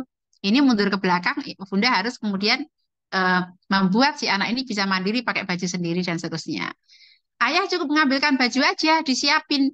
Coba challenge ya, challenge sekarang. Kamu pakai baju sendiri, ayah tunggu di luar kamar mandi ya. Ini teknis yang memudahkan itu ayah bunda yang punya anak usia-usia kecil ini berikan gantungan baju atau rak baju di kamar mandi yang rendah. Jangan pakai ukuran orang dewasa. Sehingga anak gampang menaruhnya. Ya, atau keranjang di kamar mandi. Sehingga di situ pakaian bersih nggak akan jatuh. Diajari anak untuk bagaimana memanage cara berpakaian, berganti baju di kamar mandi. Tuh ya. Kalau kamarnya jauh dari kamar mandi kan masa dia cuma tapian nanduk lari gitu kan. Jadi diajari untuk menyelesaikan urusan itu di kamar mandi. Ini pakai proses latihannya. Bunda masuk, Bunda tungguin. Oh, seperti itu caranya melepas baju, naruh baju di keranjang kotor. Ya, prosesi sebelum mandi, siapin baju dulu dan seterusnya. Ayah boleh nungguin di luar. Challenge ya, kamu mandi cuma ditungguin ayah di luar gitu. Tepuk tangan, kasih hadiah kalau bisa demikian. Itu tidak mengurangi kedekatan si anak dengan ayah dengan anak perempuan, akan tetapi anak ayah mendidik, ibu mendidik anak perempuan untuk menjaga auratnya gitu ya. Seperti itu bisa insya Allah pelan-pelan Bunda dengan cerita, dengan apa namanya pemahaman, dengan dialog dan dengan latihan bertahap. Buat target bahwa nanti misalnya berapa bulan ini dia sudah bisa mandiri. Sebulan ini dia sudah bisa mandiri untuk berpakaian baju sendiri misalnya. Oke. Kemudian untuk kalau misalnya kok dia ini kok apa namanya yang ini udah boleh masih boleh dipeluk-peluk, ditimang-timang, masih boleh kok Bun dipangku masih boleh ya, dicium masih boleh, tapi ayah yang belajar membatasi ya area mana yang dicium-cium ya. Kalau kita ini kan biasa ya ada anak bayi kita cium-cium perutnya, ya enggak? Kita cium-cium pantatnya, kita cium-cium dadanya, kan kita kayak mencium seluruh bagian badan bayi itu kan udah oke aja gitu, dikit-dikit perutnya. Tapi kalau anak usia 8 tahun ya enggak gitulah ya. Cukup pipi dan kening aja yang dicium si ayah atau tangan si anak ya. Tidak di anggota badannya yang lain. Ayah tetap cium peluk dia di kepalanya, ubun-ubunnya, di pipinya boleh. Tangan si anak. Ini kan tetap aja ada kelekatan fisik yang bisa dilakukan oleh si ayah kepada si anak perempuan ini. Ya, yang membuat dia boleh melakukan seperti itu. Oke, jadi dia tidak merasa jealous atau cemburu kepada adiknya yang masih ditimang-timang karena dia masih boleh juga tapi bagian-bagian tertentu aja yang dilakukan oleh si ayah. Ayah yang diajak untuk ikut mami ini sehingga dia juga bisa bersinergi membantu untuk prosesnya ini. Nah, sebentar. Ya. Baik, kemudian yang di kolom chat boleh disampaikan, masih ada 15 menit untuk disampaikan, silakan. Ada 2 pertanyaan lagi nih. Silakan. Yang pertama dari Bunda Nurlina. Umi bagaimana menjelaskan ke anak saat dia bercerita kalau sepupunya mengatakan suka dengan dia. Anak anak Umi Lina ini perempuan, sepupunya itu laki-laki, anaknya 7 tahun, sedangkan sepupunya 8 tahun. Ya. Sepupunya 8 tahun bilang suka. Oke. Masya Allah. Ya, ya, ya, ya. Lucu-lucu ya anak sekarang ya. Masya Allah. Ya ini sama tuh kasusnya dengan anak-anak 5 tahun yang peluk-peluk temennya dia. Jadi kalau sepupu ini kan sebenarnya kalau interaksinya gimana? Maksudnya mereka tinggalnya berdekatan atau berjauhan? Karena beda tuh perlakuannya berdekatan atau berjauhan. Misalnya tetanggaan, sebelah rumah atau bahkan satu rumah atau sering interaksi sering dititipin gitu ya. Atau kadang kok ketemunya jarang-jarang doang gitu. Gimana nih Bun? Apa? Sering ketemu atau enggak? Nah, kalau ini Bunda Nurlinanya boleh dijawab. Oh, beda kota. Oh, beda kota, jarang ketemu kan? Mudiknya, Ya. pas mudik kemarin berarti. Oke, baik. Ya. Karena apa saya menjawab sesuai dengan keadaannya. Tidak, tentu berbeda kalau kemudian jajaran atau satu rumah ya. Baik. Kalau cuma lebaran doang ketemu, itu sampaikan gini. eh, kan kita tanya redaksinya ke anak perempuan itu misalnya, dia bilang seneng sama aku loh, Ma, gitu ya kan? Misalnya, oh iya, kan bagus kita saling menyayangi, gitu kan ya. Karena konotasi anak perempuan kita yang masih lugu itu kan sama-sama ya. Kita ini kan saudara, satu nenek. Jadi kita harus saling menyayangi. Seperti kamu sayang sama adik kamu, seperti kamu sayang sama kakak kamu, dia juga sayang kamu kan. Mungkin dia anaknya paman atau adiknya anaknya Pak D kan beda ya. Ya kan dia kamu juga adiknya dia. Jadi dia juga sayang sama kamu. Dan karena kamu baik, adab kamu baik, jadi dia juga sayang sama kamu, dia suka sama kamu. Gitu ya. Kita menyampaikannya itu dalam bahasa kemanusiaan bahwa menyayangi yang lebih kecil. Kamu hormati dia ya, karena dia juga sepupu kamu ya. Kamu hormati dia sebagai kakak kamu misalnya. Ini sederhana, karena ketemunya cuma jarang-jarang, nggak ngobrol-ngobrol amat gitu. Lain kalau misalnya jejer rumahnya, interaksi tiap hari, lalu si anak laki-laki terpapar dengan konten-konten dewasa, ya, itu wah ini yang membetenginya lumayan berat. Tapi kita punya shortcut ke kakaknya, apa ke orang tuanya untuk mendidik anaknya dengan lebih baik.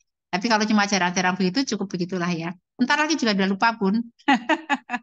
Ntar lagi juga sudah lupa anaknya. Jadi eh, nanti kita tambahin bekal dia kalau dia akan ketemu ya, ketemu lagi kan dia mesti akan inget toh, oh, aku inget aku akan ketemu dengan sepupuku yang suka sama aku gitu ya. Nah, kita akan tambahin bekal. Gimana, Bun? Iya. Kita akan tambahin bekalnya dia kalau mau ketemuan lagi. Bekalnya tambahnya apa? Misalnya kita mengatakan begini, dia nanti kan kamu ketemu sama si ayah gitu. Ya, kamu ingat ya yang Bunda ajarkan bahwa dia adalah kakak kamu ya. Kamu hormat sama dia ya. Dia sayang sama kamu seperti kamu sayang sama ini. Cuma begitu aja.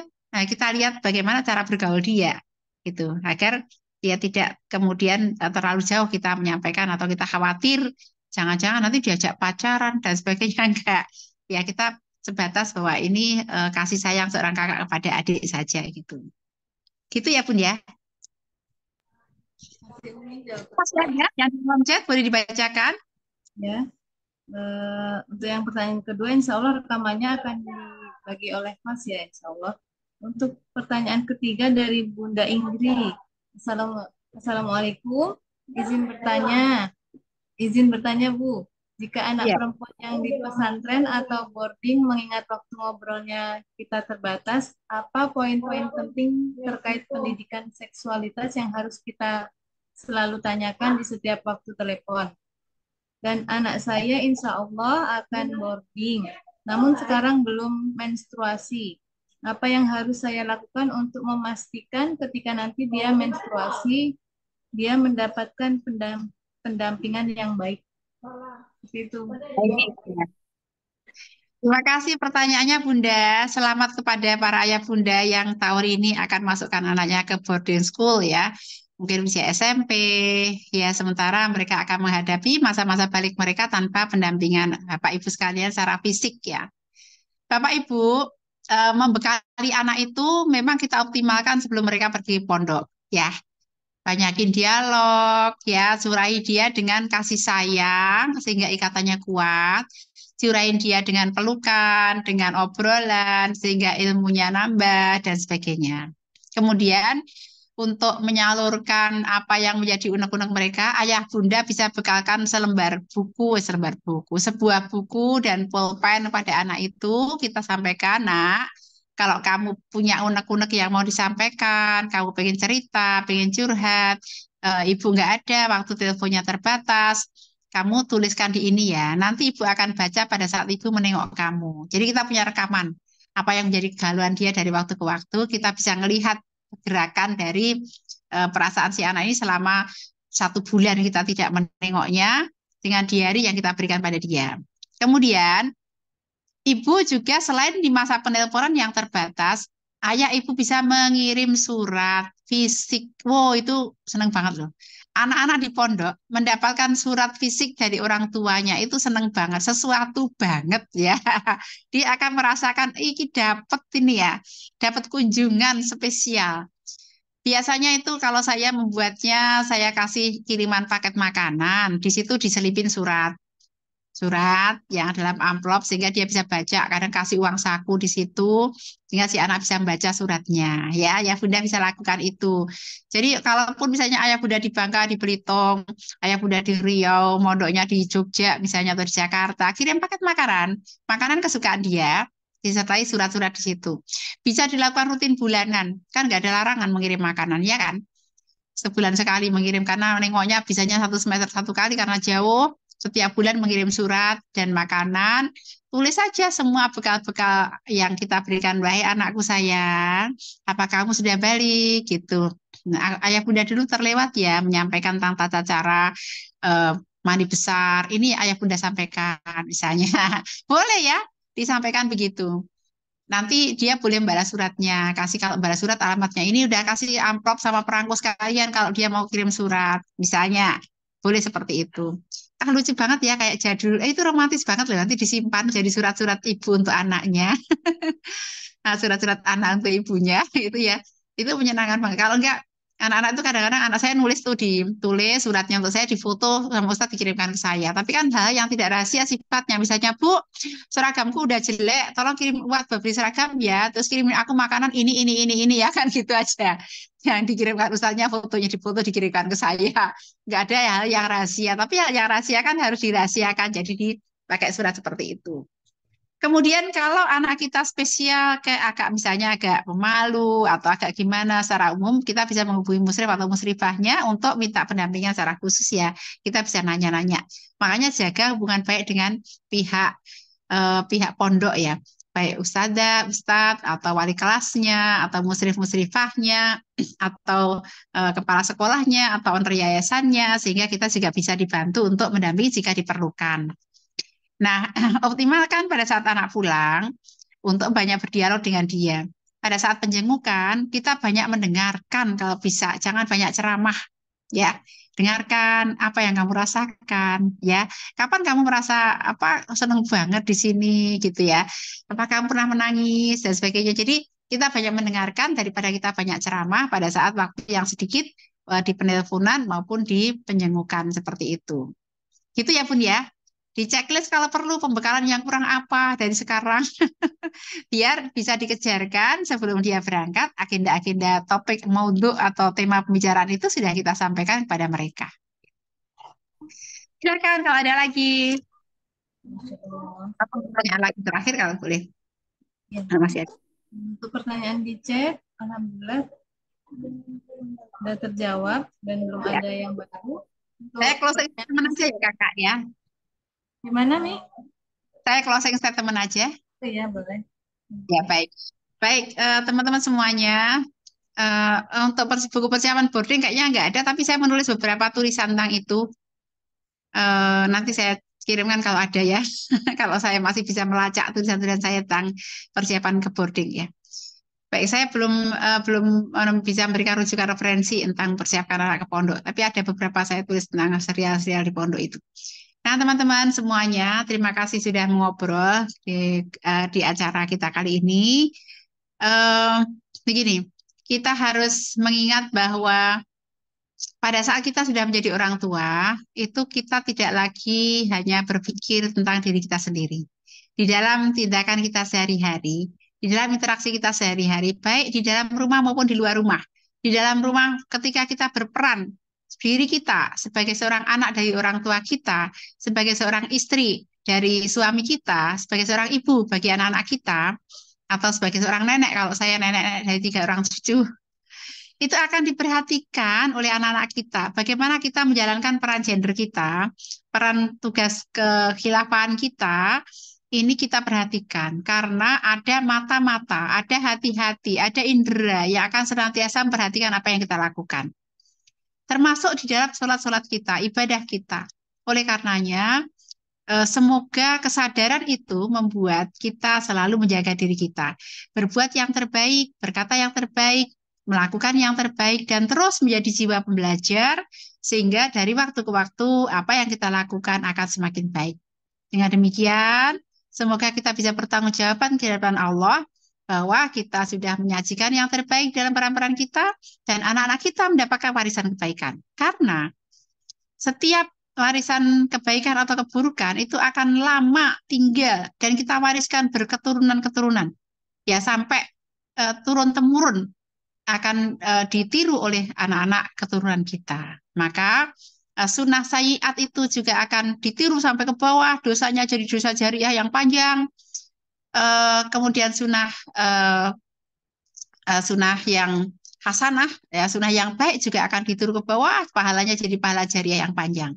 Ingat itu bahwa mari kita pentingkan tarbiyatul aulad mulai dari keteladanan ayah dan bunda di dalam rumah tangga sehingga Allah izinkan kita memiliki pahala jariah karena hal-hal baik sunnah hasanah yang kita sampaikan dalam keluarga kita dan ini menjadi salah satu cikal bakal peradaban yang baik yang kita harapkan bersama.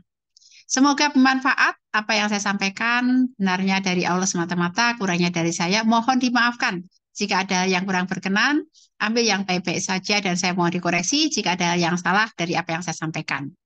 Sahabat-sahabat yang membutuhkan buku referensi bisa menghubungi panitia yang ada di sini dan juga kalau ada dari panitia ada yang butuh ditanyakan atau ada pertanyaan lanjutan, saya masih buka kesempatan, silakan. Selama saya sempat, saya akan berusaha untuk menjawabnya. Semoga kita semuanya dimudahkan di dalam pembimbingan anak kita, diberi daya oleh Allah, diselamatkan di dunia dan di akhirat, dan bersama-sama semoga kelak kita bisa berkumpul di surganya Allah Subhanahu wa Ta'ala.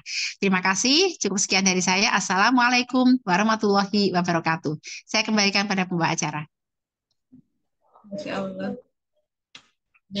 Jazakumullah khair kepada Umi Ida yang sudah bersama kita ya dan berbagi ilmu. Semoga pertemuan kita mendapatkan keberkahan dari Allah SWT. Mungkin untuk pertemuan hari ini kita cukupkan, Ayah Bunda ya. Alhamdulillah. Semoga apa yang disampaikan Umi tadi dapat kita aplikasikan ya dalam kehidupan kita.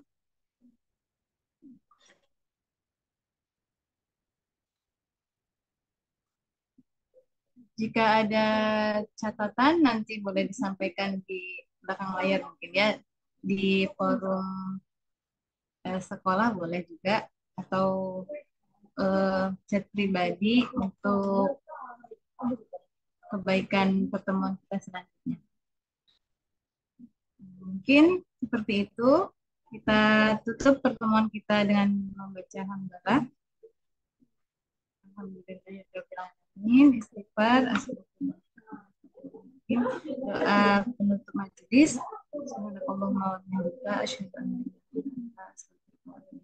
Sebagai MC, mohon maaf jika ada salah dalam penyampaian atau sikap saya yang kurang baik. Mungkin Umi dan Bunda Ayah juga kurang berkenan. Mohon maaf. Pada Allah saya mohon ampun. Hadanallah wa iyyakum ajma'in. Assalamualaikum warahmatullahi wabarakatuh. Semuanya, Assalamualaikum. Terima kasih, Bu. Waalaikumsalam warahmatullahi wabarakatuh.